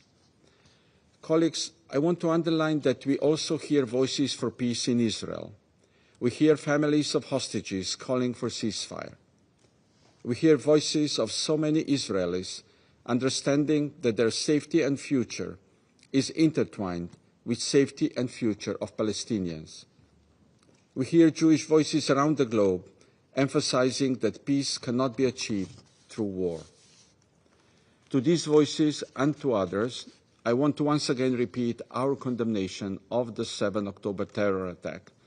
Hamas is not a partner for peace. Hamas and its terror ideology has no place in the future of Gaza. Mr. President, Slovenia is deeply alarmed by the surge of violence in the West Bank. We oppose announcements regarding further expansion of settlement projects, including the E1 project. We are alarmed by the attempts to fragment Palestinian communities and movements restrictions. We call for the compliance with the ICJ advisory opinion. We call for an end to the occupation. Slovenia has taken concrete measures against settlements, as well as against the war in Gaza. Our position on it has equally been clear, and I repeat our call for an immediate, unconditional, and permanent ceasefire, the unconditional and dignified release of all hostages, and for unhindered humanitarian assistance in Gaza in line with humanitarian principles. Thank you. The representative of Slovenia for the statement. Now I give the floor to representative of Panama. Gracias, señor presidente. Me complace, en primer lugar, dar la más cordial bienvenida a los nuevos representantes permanentes de la República de Corea y de Estados Unidos, y a la vez aprovechar para hacer un merecido reconocimiento y felicitar a todo el equipo de la misión de Corea por su admirable gestión en la presidencia del Consejo durante este mes de septiembre. Panamá agradece al señor Alakbarov, coordinador especial adjunto para el proceso de paz del Oriente Medio, por su presentación, cuyo sombrío contenido no debe ni puede sorprendernos. De igual manera, saludamos a la presencia de las delegaciones de Israel y el Estado Observador de Palestina, que nos distinguen con su participación. La resolución 2334 de 2016 reafirma principios fundamentales para alcanzar la anhelada paz al prolongado conflicto israelí-palestino, la inadmisibilidad de la adquisición de territorio por la fuerza, la ilegalidad de los asentamientos y la urgencia de alcanzar una solución política. 9 años después, desde su adopción, se advierte justamente lo contrario: la consolidación de hechos consumados sobre el terreno, la expansión y el agravamiento de la violencia. La consecuencia es un conflicto estancado en la lógica y opción belicista, que solo ha sembrado resentimientos que han cosechado extremismos y violencia cada vez más trágica. Gaza es hoy la evidencia más cruda de lo que ocurre cuando se posterga una solución política y se normaliza la violencia y los extremismos. La catástrofe humanitaria alcanza allí proporciones injustificables. Y no solo por ello justifica, sino que exige la atención permanente y constante de este Consejo de Seguridad. En la última semana, más de 350 palestinos han perdido la vida y cerca de 1.500 han resultado heridos. En total, más de 65.000 palestinos han muerto en esta guerra, iniciada por Hamas desde los atroces ataques del 7 de octubre que condenamos enérgicamente otra vez. La hambruna que había quedado evidenciada por agencias de Naciones Unidas, así como por destacadas cadenas internacionales de comunicación y en redes sociales, ya ha sido confirmada por la clasificación integrada de la seguridad alimentaria y ha cobrado 440 vidas, incluidos 147 niños. El cierre del cruce de Sikkim, al norte de la franja, desde el 12 de septiembre, ha reducido en 50.000 comidas diarias la asistencia, una fracción mínima frente al hambre desbordada. Mientras la UNICEF ha advertido que los niños están literalmente desfalleciendo ante nuestros ojos. Ningún objetivo militar justifica convertir el alimento en un método de opresión y control. Señor presidente, en Cisjordania, incluida Jerusalén Occidental, la situación también contradice el espíritu y el mandato de la resolución 2334. Desde octubre de 2023, casi 1.000 palestinos han muerto. Más de 3.500 estructuras han sido destruidas y más de 3.000 personas han sido desplazadas. Nuevas restricciones de acceso aíslan comunidades enteras, mientras la violencia y el vandalismo, incluido el sabotaje a redes de agua, buscan hacer inviable la vida cotidiana de miles de personas. Esta realidad no construye seguridad, por el contrario, atenta contra cualquier posibilidad de paz. Panamá reitera que no existe salida militar a este conflicto. Décadas de guerra y muerte no han producido ni producirán seguridad, ni mucho menos paz. Insistir en la vía militar es insistir en el fracaso. La única vía es un proceso político serio, integral y sostenido, basado en el derecho internacional, en las resoluciones de este Consejo, con garantías verificables para ambas partes y que, como resultado de negociaciones diplomáticas, asegure a israelíes y palestinos vivir bajo seguridad y dignidad en dos estados con fronteras mutuamente reconocidas e internacionalmente acordadas. En lo inmediato, como medidas impostergables, pedimos un alto al fuego permanente, la liberación digna e incondicional de todos los rehenes y el acceso de la vital ayuda humanitaria de manera segura y sin restricciones en toda Gaza.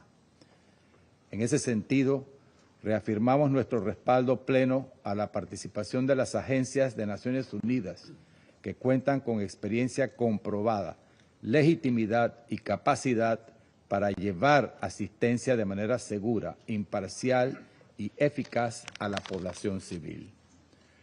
Panamá pide que cese la violencia y las acciones que no aportan solución en Cisjordania y Jerusalén Oriental y que contradicen abiertamente el derecho internacional y las resoluciones de este Consejo y que solo alejan la posibilidad de una solución política sostenible.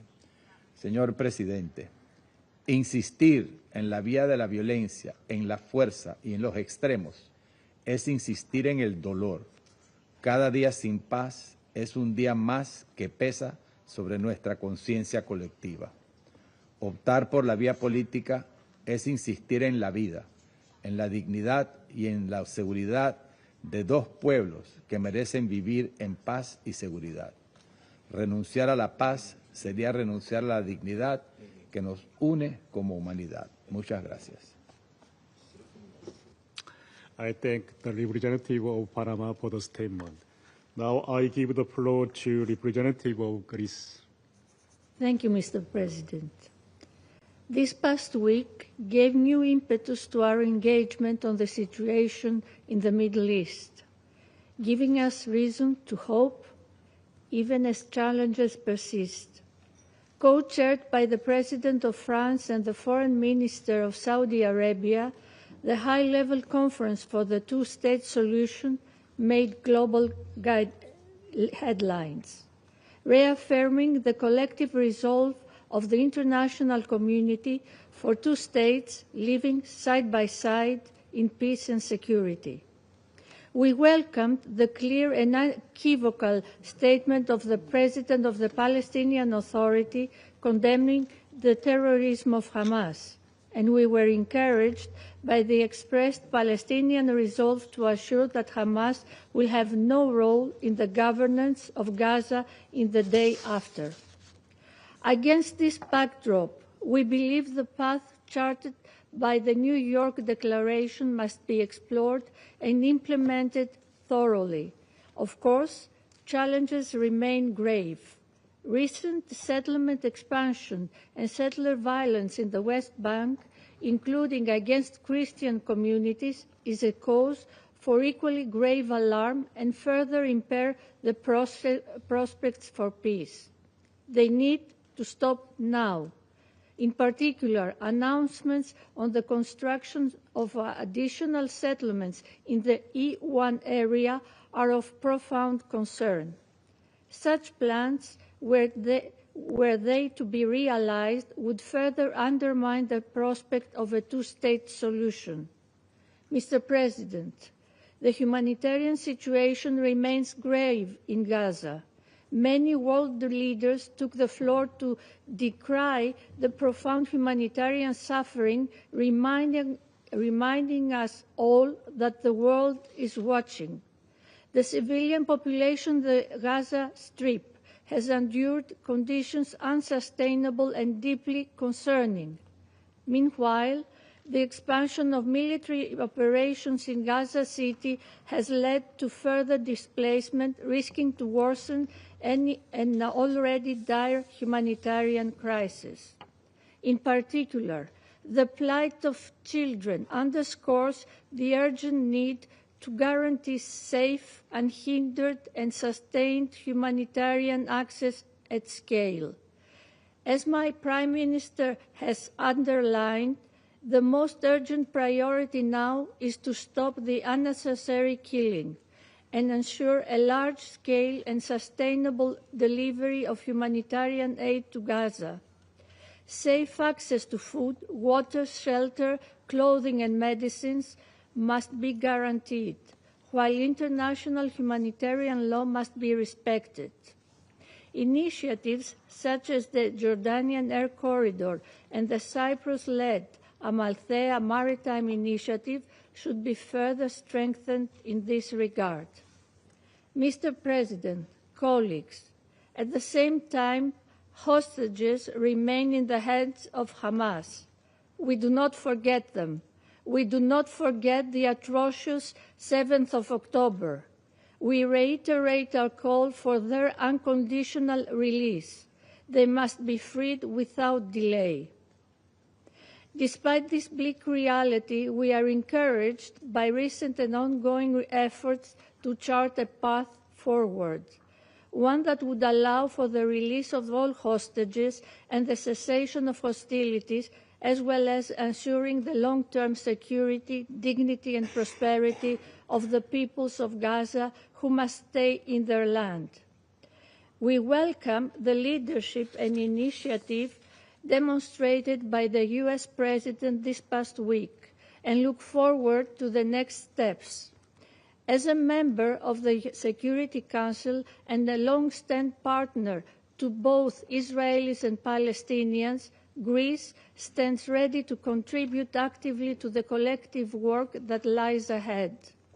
Mr. President, the members of the international community, despite all nuances and differentiations, stood united this past week, especially in calling for the hostages to be released and for the war to end. A new dawn for Israelis and Palestinians can be on the horizon, should there be the courage to reach for it. The two-state solution of both peoples living side by side in peace and security remains the only viable path forward. This past week, the international community threw its full weight behind it. Now is the time for it to be realized. I thank you. I thank the representative of Greece for the statement. Now I give the floor to Pakistan. Thank you. Mr. President, I would like to also welcome you to our UN family. We thank Deputy Special Coordinator, Mr. Ramiz Al-Akbarov, for his briefing. That account is a vivid description of how such a primordial resolution as 2334 remains far from implemented and continues to be violated with impunity. It is therefore right for this Council to have this periodic review in accordance with Resolution 2334. President, this Council meets at the close of the high-level week of the 80th General Assembly session, where an overwhelming number of world leaders stressed one overriding imperative: to end the war in Gaza and to achieve a just and lasting peace in Palestine and the region. The message from the Assembly was clear, and it must be heard clearly in this chamber also. Mr. President, for over 2 years, the Council has been seized with the unbearable tragedy unfolding in Gaza and the rest of the Palestinian territory. Yet, with every passing day, the suffering deepens. As our Prime Minister said last week, the plight of the Palestinian people is one of the most heart-wrenching tragedies of our times. More than 66,000 Palestinians have been killed, the vast majority of women and children. Gaza is not only being bombed from the sky, its people are being starved on the ground. Homes, schools, and hospitals have been reduced to rubble. The expansion of military operations in Gaza City is a catastrophe before our eyes, risking the forced displacement of nearly 1 million people who have no safe refuge left. In the West Bank, the picture is equally alarming. Systematic military operations, illegal settlements, and forced displacement are extinguishing the very prospect of a two-state solution. The E1 settlement plan is a direct assault on the two-state framework, threatening to sever East Jerusalem from Palestinian areas and dismantle the contiguity of the West Bank. Such policies are not only unjust, they are unlawful. They violate international law and Security Council resolutions, including Resolution 2334, which declared settlements illegal and demanded an immediate halt.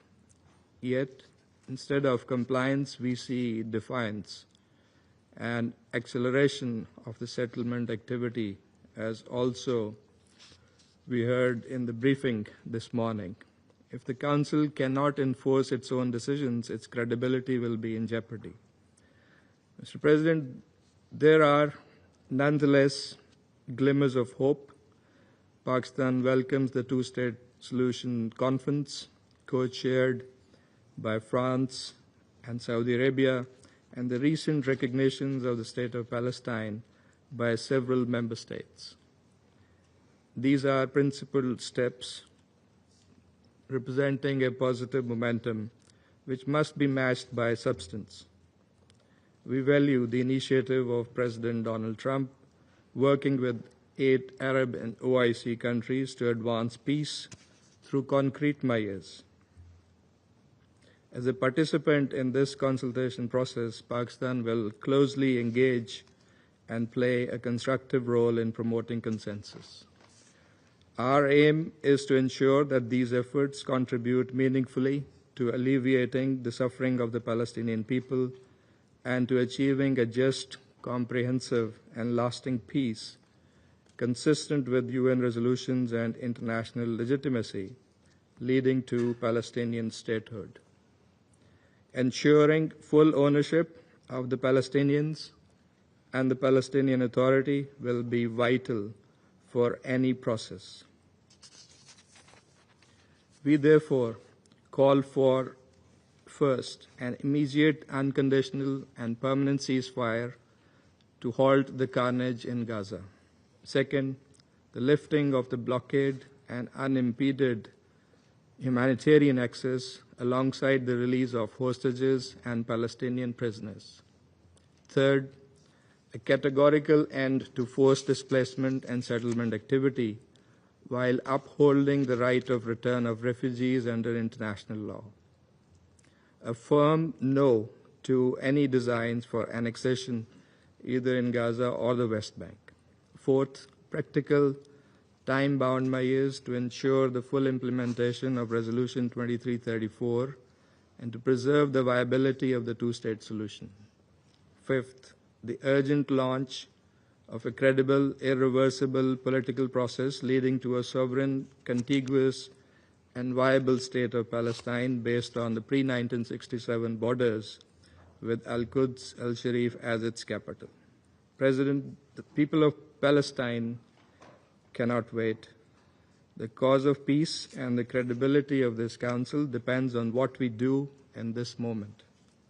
Pakistan will continue to stand with the people of Palestine and to work with Council members and other partners towards a just and lasting peace for all in the region. I thank you. I thank the representative of Pakistan for the statement. Now I give the floor to the representative of Algeria. السيد الرئيس، بداية أتوجه بجزيل الشكر إلى السيد رامز الأكبروف نائب المنسق الخاص لعملية السلام في الشرق الأوسط على إحاطته، إحاطة عارضت بوضوح لا لبس فيه مأساوية الواقع في الأرض الفلسطينية المحتلة، وكشفت عجز هذا المجلس عن ضمان تنفيذ القرار 2334 بما يفضح حالة الشلل التي تصيبه كلما تعلق الأمر بفرض الامتثال لقراراته بشأن القضية الفلسطينية حتى يوشك أن يفقد ما بقي من مصداقيته. السيد الرئيس، في غزة يتسع الجرح الفلسطيني كما تتسع الآلام والمآسي. آلام ومآس خلفها احتلال همجي لم يعدم وسيلة ذكرت في كتب الطغاة إلا أوقعها على الشعب الفلسطيني، حتى صار الموت فيها أمنية ترجى لا هاجسا يخشى.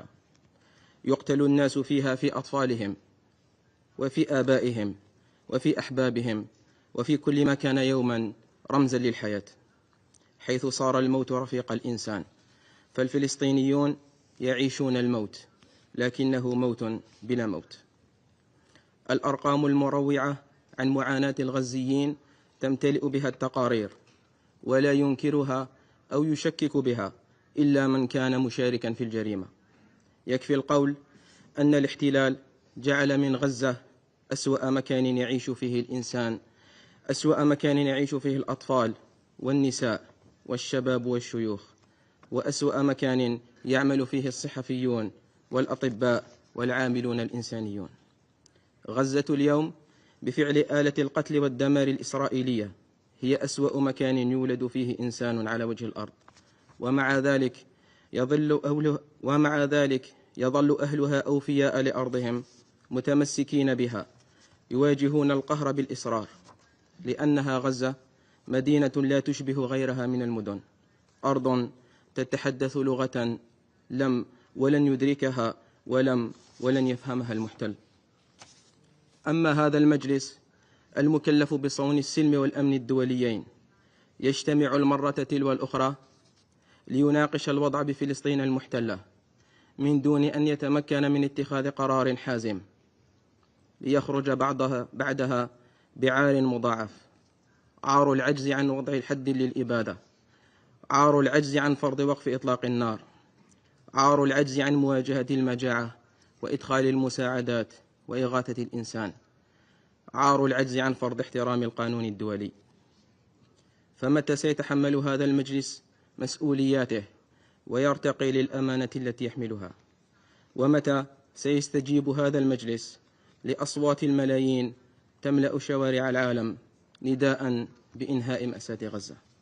السيد الرئيس، ولأن الضفة الغربية وغزة صنوان في الجسد الفلسطيني الواحد، تعاقب بدورها، لأنها تذكر المحتل بأصحاب الحق، تذكره بأصحاب الأرض، يذيقها الاحتلال من ذات الكأس سعيا منه لتحقيق هدفه الأكبر: وأد المشروع الوطني الفلسطيني.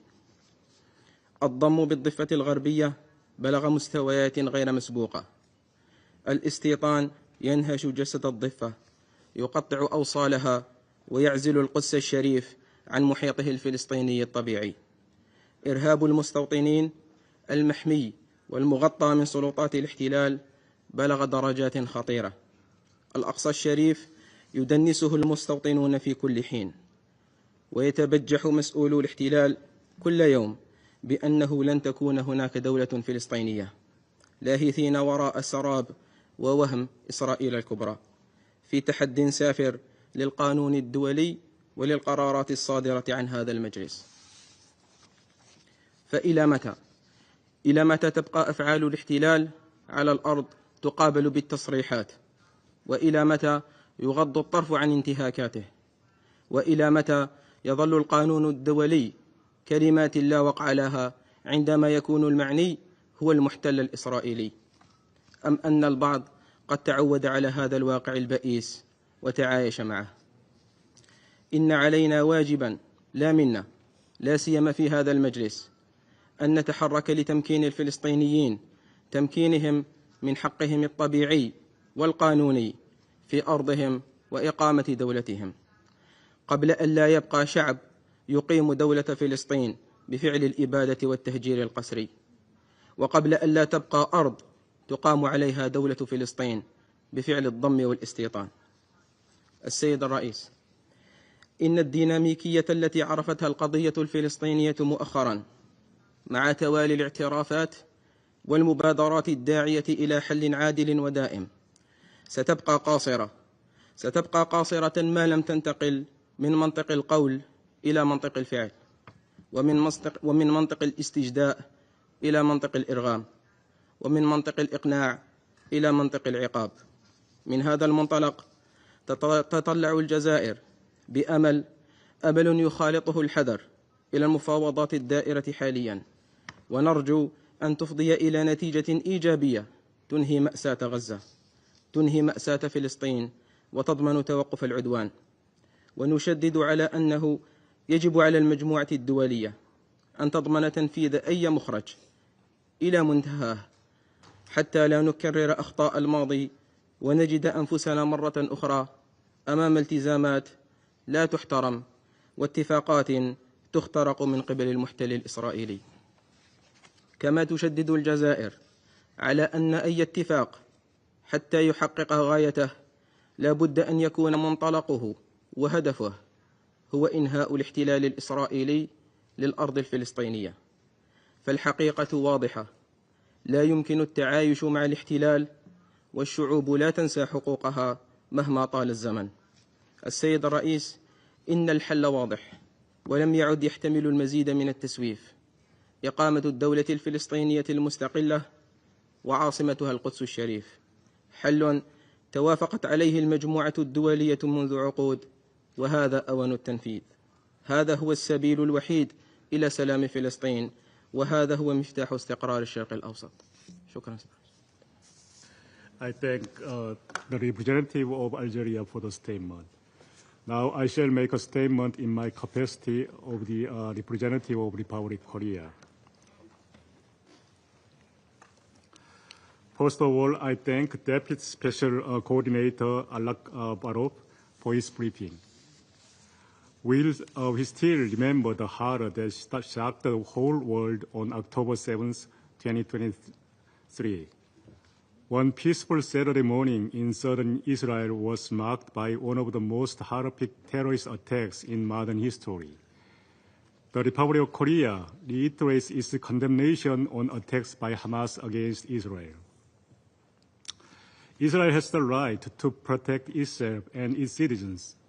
However, this right must be carried out in accordance with international humanitarian law, including principles of proportionality, distinction, and precaution.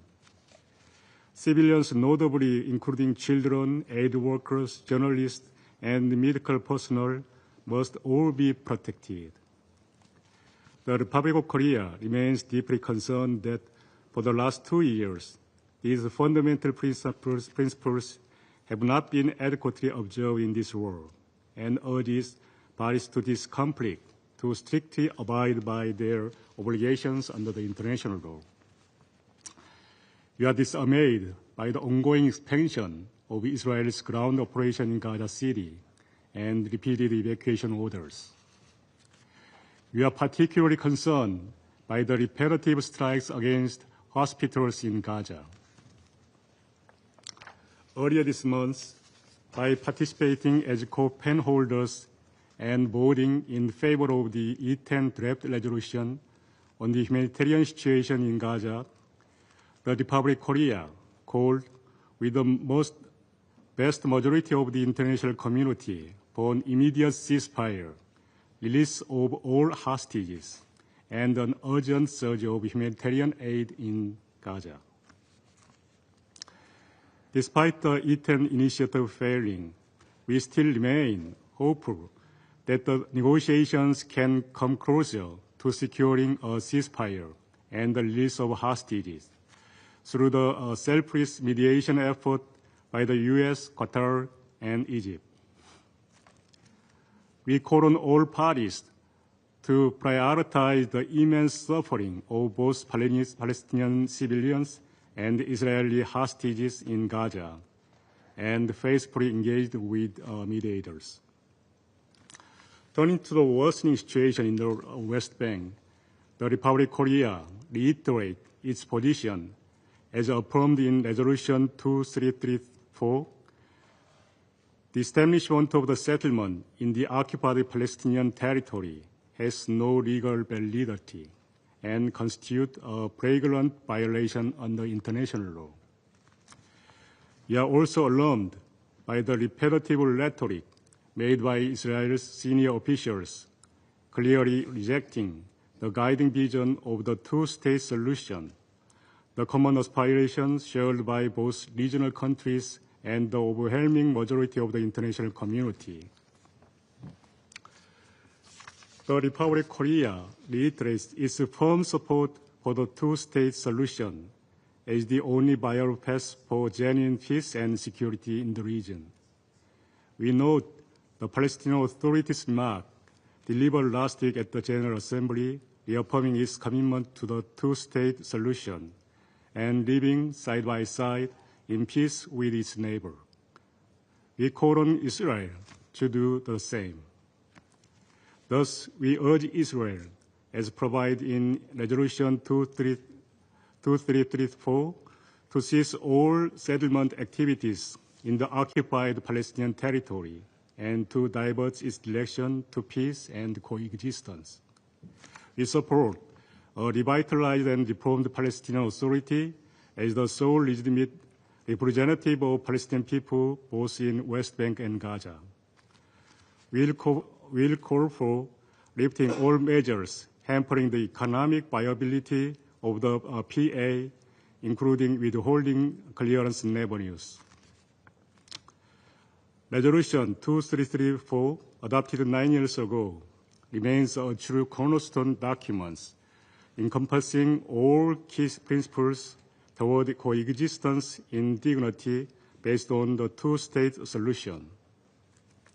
We hope neighbors in the Middle East will recommit to peace, stability, and coexistence.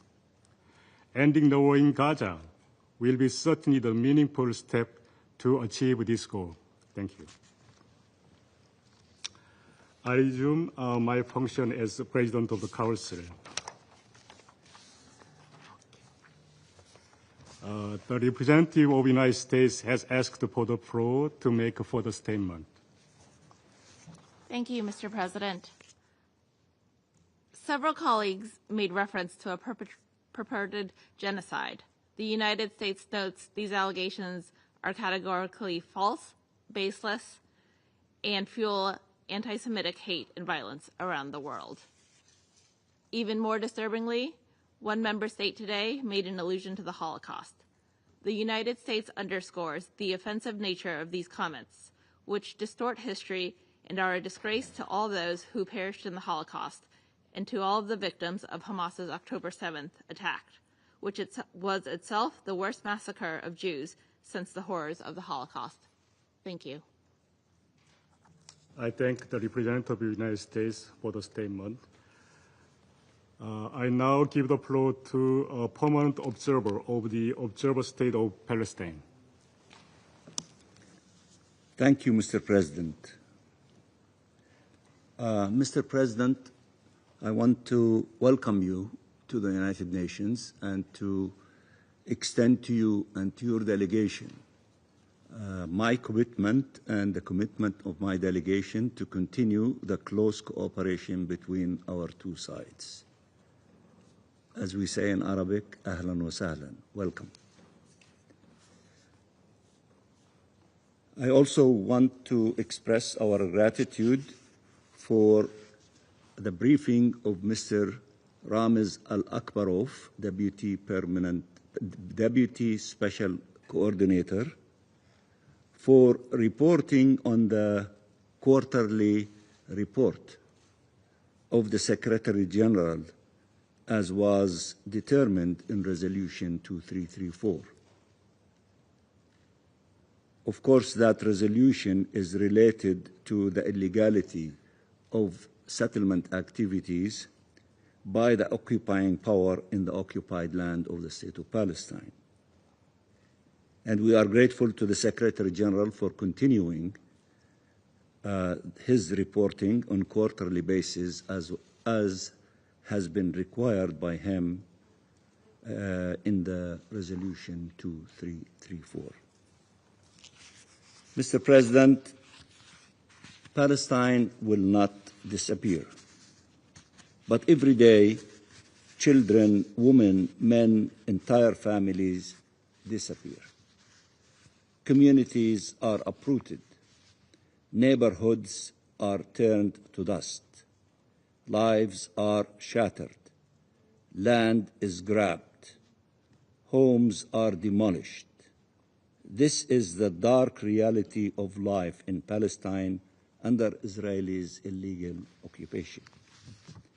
We have a duty to bring this suffering to an end, collective duty, and to do it in a way that leads to an end of the occupation and conflict once and for all, so our people never experience such pain and loss again, and all peoples can live in peace and security.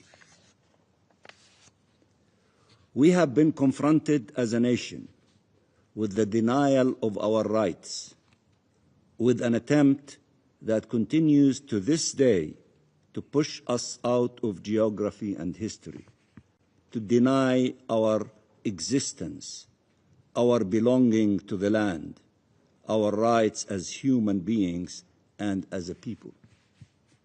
All peoples are endowed with a certain rights, known as inalienable rights, and our people are not less worthy and are not less entitled to them. The Palestinian people have a right to life, to liberty, to security, and to dignity. The reality our people continue to endure is one of death and devastation, dispossession and colonization, despair and displacement. But this reality is man-made. Let me repeat, it is man-made, occupation-made. It is neither their fate nor a fatality. It can be unmade. We hope and pray and work relentlessly for an end of the genocide today. And that is the most sacred goal, given the horrors every day brings upon 2 million people. But tomorrow matters as well. And what we need is not a pause in the violence and injustice, but an end to it. Violence is an impasse. It must not be fueled nor tolerated. It must be stopped. And we will not relent in our rejection of violence against civilians, Palestinians and Israelis. This is a legal, political, moral principle we will not abandon.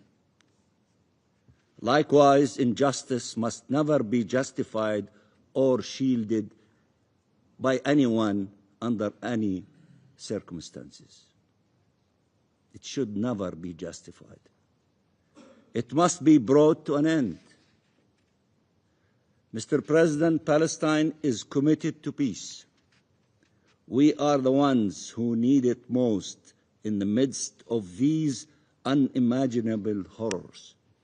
And peace needs to be a shared objective to become a shared reality. We are translating that commitment to peace in our actions every day. In the face of unhinged Israeli militarism, Palestine has chosen pacifism. Our part of the world does not need more death and destruction. It needs peace. Freedom will lead to peace, and peace will lead to shared security and prosperity. This is the path we must embark on. Had Resolution 2334 been implemented, had the ICJ advisory opinion on the illegality of the Israeli occupation of the West Bank, including East Jerusalem and the Gaza Strip, had been upheld, peace would be a reality today. Mr. President, over the course of the last week, the entire world rallied around clear objectives. It was a high-level week mainly on Palestine. We thank the great majority of UN membership who made it so. We thank you all. You made history last week. From countries that recognized the state of Palestine, to those who adopted measures to end the war and occupation, to those who pledged their political and financial and humanitarian support, to those who pledged protection to end the famine and stop the massacres, to the countries that gathered at the International Peace Conference co-chaired by Saudi Arabia and France and endorsed the New York Declaration and took part in the Global Alliance for the Implementation of the Two-State Solution. The world mobilized for an end of the war on the Palestinian people, for an independent and sovereign Palestinian state, for the two-state solution. This initial part has been accomplished, and thank you to all of you. Now we roll our sleeves and get ready for what needs to be done.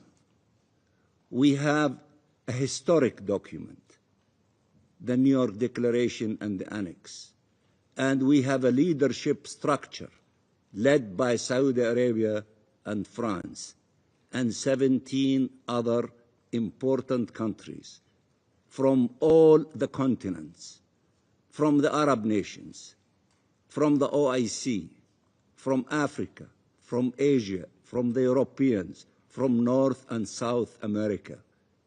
We have the structure, we have the roadmap, we need the full implementation.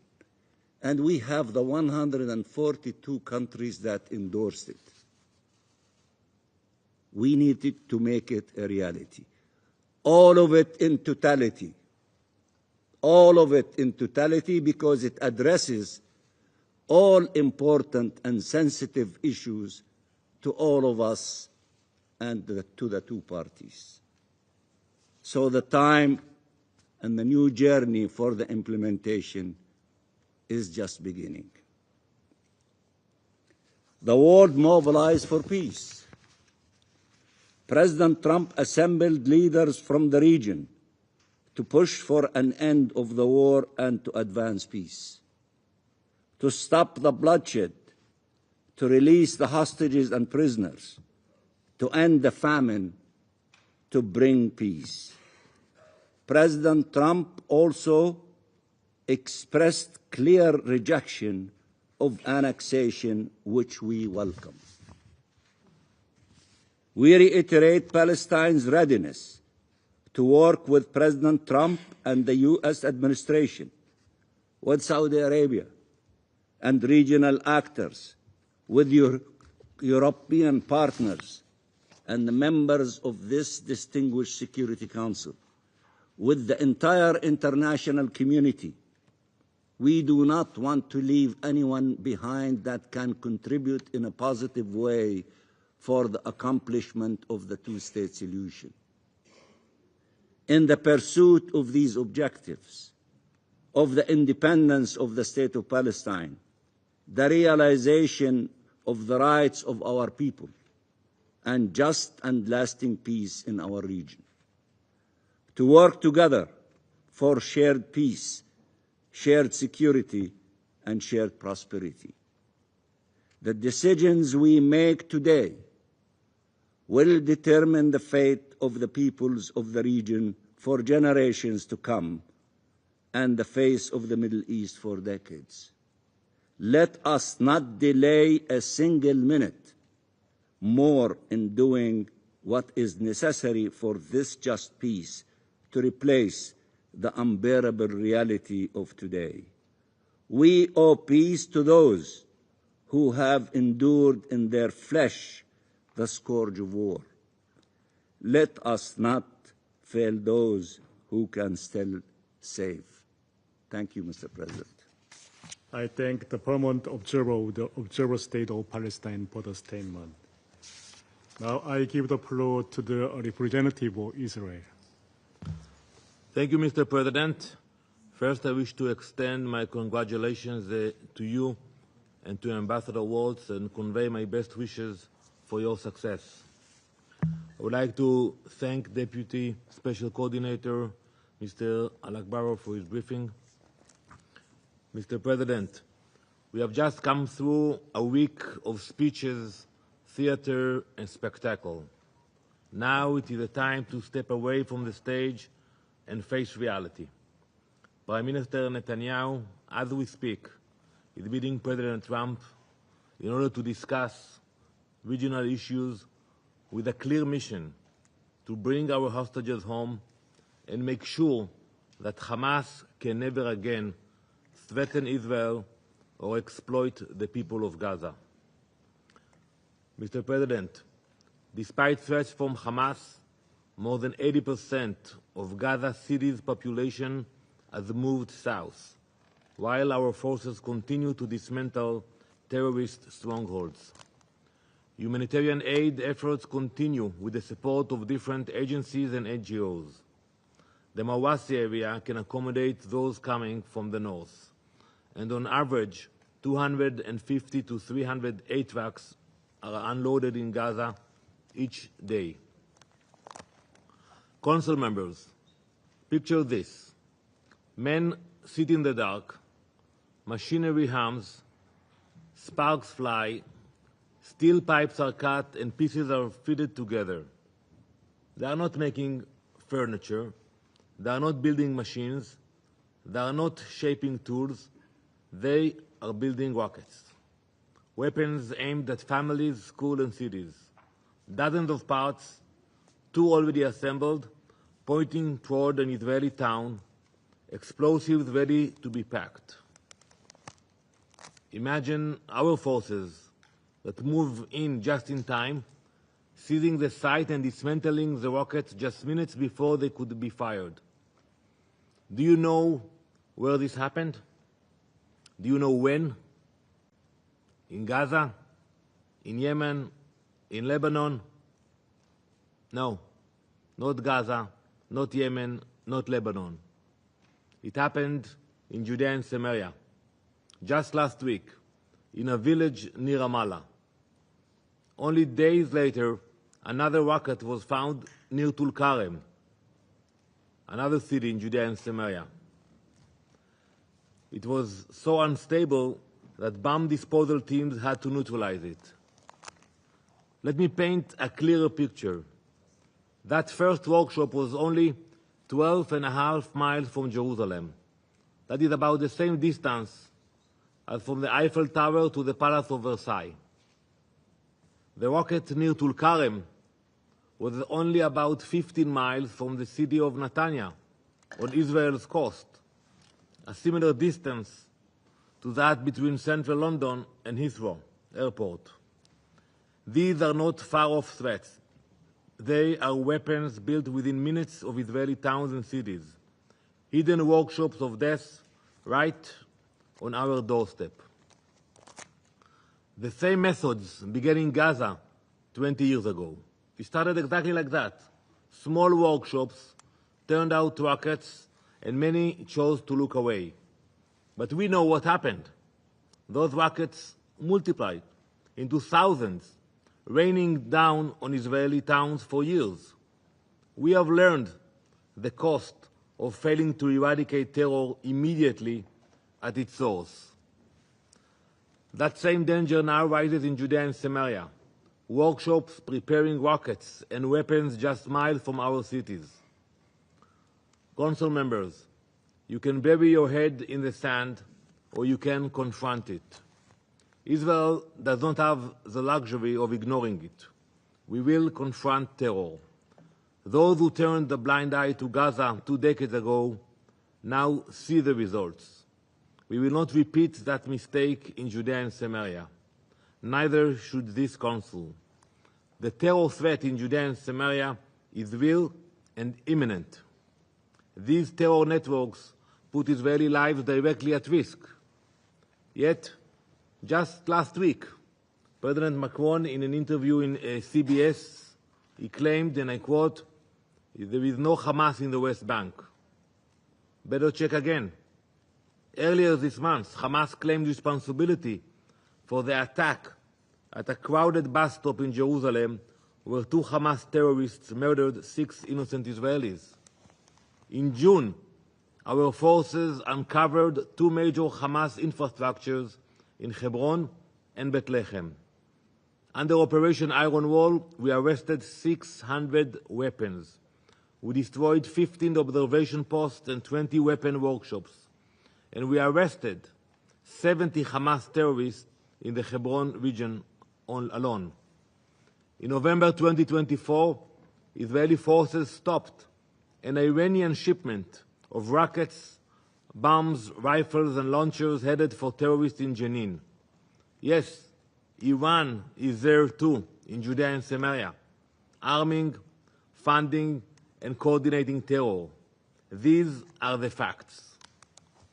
So to those who question whether there is Hamas terrorist activity in the West Bank that threatens our security, the answer is yes. Last week, during the UN General Assembly Week, there was no shortage of speeches and declarations. Some actors in the Middle East posed as peace brokers, while at the same time arming, training, and funding terrorists. Their hands are not clean. They fuel instability, not peace. You know, when you look in our tradition, the rabbis in the Midrash, Tehillim, on Psalm 11, they tell a story about a man that's thousands of years ago. A man sets fire to a field, then rushes forward with water, pretending to be the savior. That is what we see today. Those who light the match then step onto the stage to present themselves as peacemaker. Exactly the same. Hypocrisy, dressed as virtue. And what feeds that fire? The absence of leadership. The Palestinian Authority has not governed. It has not led.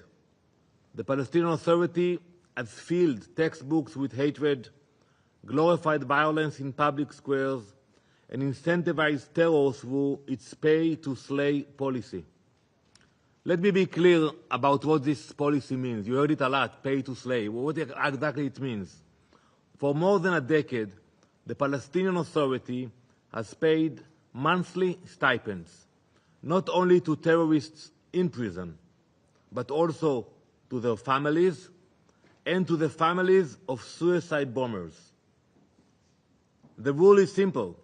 The more deadly the attack, the higher the payment. And yes, even the terrorists who carried out the October 7th massacre are eligible for payments. This is not social welfare. It is blood money. It rewards murder. It sustains terror. And it is not small. It is not one case or one incident. It's a policy. This policy consumes about 8% of the Palestinian Authority's entire budget. 8%. That is more than $300 million every year. Mr. President, to put that into perspective, the same share, the same ratio would be in Russia over $30 billion a year. In South Korea, $40 billion. And more than $500 billion in the US. This is inconceivable. It is indefensible. You cannot imagine it. You cannot apprehend it. Spending hundreds of millions on this policy. This money should have gone to schools and hospitals. Instead, it goes to salaries for killers. Last week, in his message to the General Assembly, President Abbas claimed that this policy has been, and I quote, reformed. But this is the PA's pattern. Promise after promise after promise, and never deliver.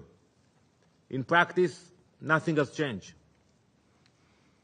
What is worse, speaking in Arabic to his own people, President Abbas promised exactly the opposite. He promised them nothing will change. In his own words, spoken recently in Arabic at a meeting of the Fatah Revolutionary Council, he said, and I quote, that's a direct quote, "Even if we have only 1 penny left, it is for the prisoners and martyrs. They must receive everything as it was in the past, and they are more precious than all of us." So I ask, which is the real Abbas? The one who speaks to this council, to the General Assembly, about reforms, or the one who tells his people in Arabic that every last penny will go to terrorists and their families? Enough with the lies. Stop the payments, not in words, but with actions. What is needed is real leadership. Leadership that does not avoid elections for almost 2 decades. Leadership that serves its people, not itself. Leadership brave enough to confront extremists. Leadership with moral clarity to end corruption and incitement. Leadership responsible enough to stop paying salaries to killers. Mr. President, while we take decisive action in Judea and Samaria to remove these threats, our operations in Gaza continue with the same determination to bring our hostages home. Israel fights on multiple fronts, but with a clear purpose. Our objectives are not complicated: to bring the hostages home and to eradicate Hamas. But peace will not come through speeches or declarations. It will only come through courage, accountability, and the will to end terror at its core. This Council faces a choice. You can look away or you can confront reality. Israel has already chosen. We will face reality. We will confront terror.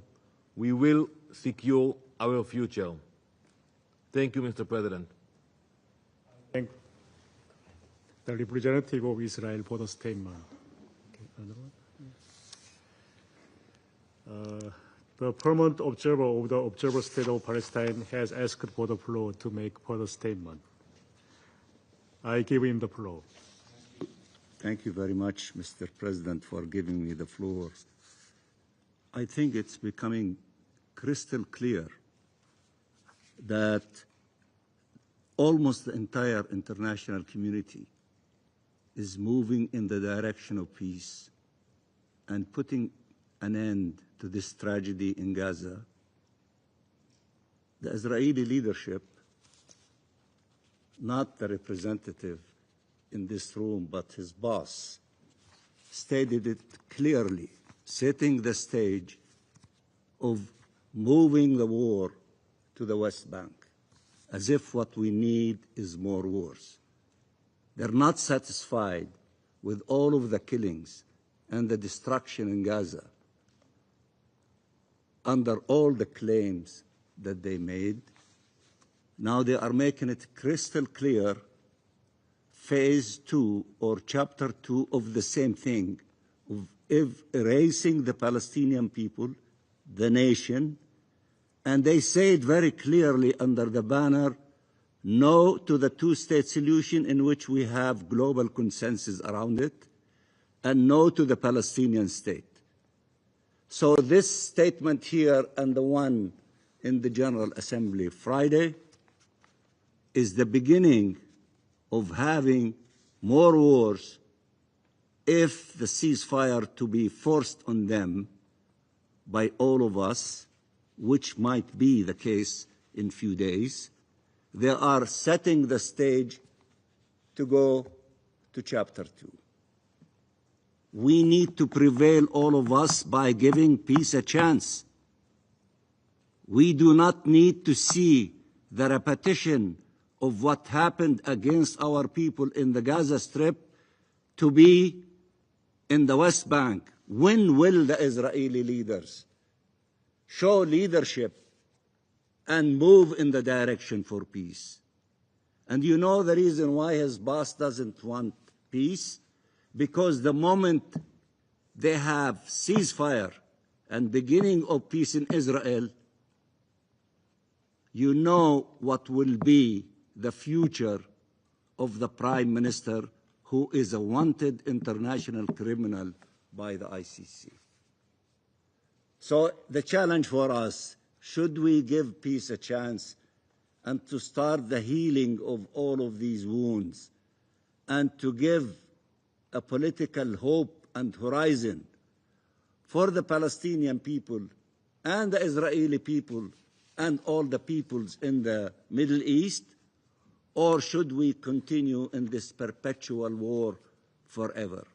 We have chosen peace. You have chosen peace. There is a party that is beating the drums to move it in the direction of the West Bank. And we should succeed in not allowing them to do so. Thank you, Mr. President. I thank the permanent observer of the Observer State of Palestine for the statement. The representative of Israel has asked for the floor to make a further statement. Thank you, Mr. President. As I said at the beginning of my speech, that Prime Minister Netanyahu is meeting as we speak with President Trump to discuss a ceasefire. And the negotiators are involved in that negotiations. But I haven't got an answer, Mr. Mansour. Will you stop the payment for terrorists who committed horrible crimes? Will you stop with that policy? You can say no, or you can say yes. And you referred about our activities in Judea and Samaria, and you are absolutely right. If you will not face the extreme forces in Judea and Samaria, we will have to go in and deal with the terrorists. Look what happened in Gaza. We left Gaza 2005, 20 years ago, completely. We gave you the keys. We told you, you will rule Gaza, the PA. You got the opportunity, but you were not able to confront the extremists. Hamas took over, and then we had no choice after October 7th and to go in. And if the same will happen in Judea and Samaria, and you will not be able to confront the radicals in Jenin, in Tulkarem, and you will allow them to take over, so what do you think? We will sit idly by and wait for rockets to fly into Israel, or for Hamas to invade Israel from Judea and Samaria? No. You have to face the radical forces. And the fact that you are not able to provide an answer about the payment, about the 8% which I introduced the Council with the numbers, it's worrying all of us. You should confront the radicals, take responsibility. We have no desire to be in Gaza. I have said it many times. We have no desire to go into Jenin and fight Hamas in the camps in Jenin. But it's your responsibility. Every nation, when you have terror activity, you deal with it. You confront it. But if you are not capable of doing it, then the responsibility will be on our shoulders. Thank you, Mr. President. The representative of Israel for the statement. So, just a second. I give him the floor, but this is the final statement. Yeah.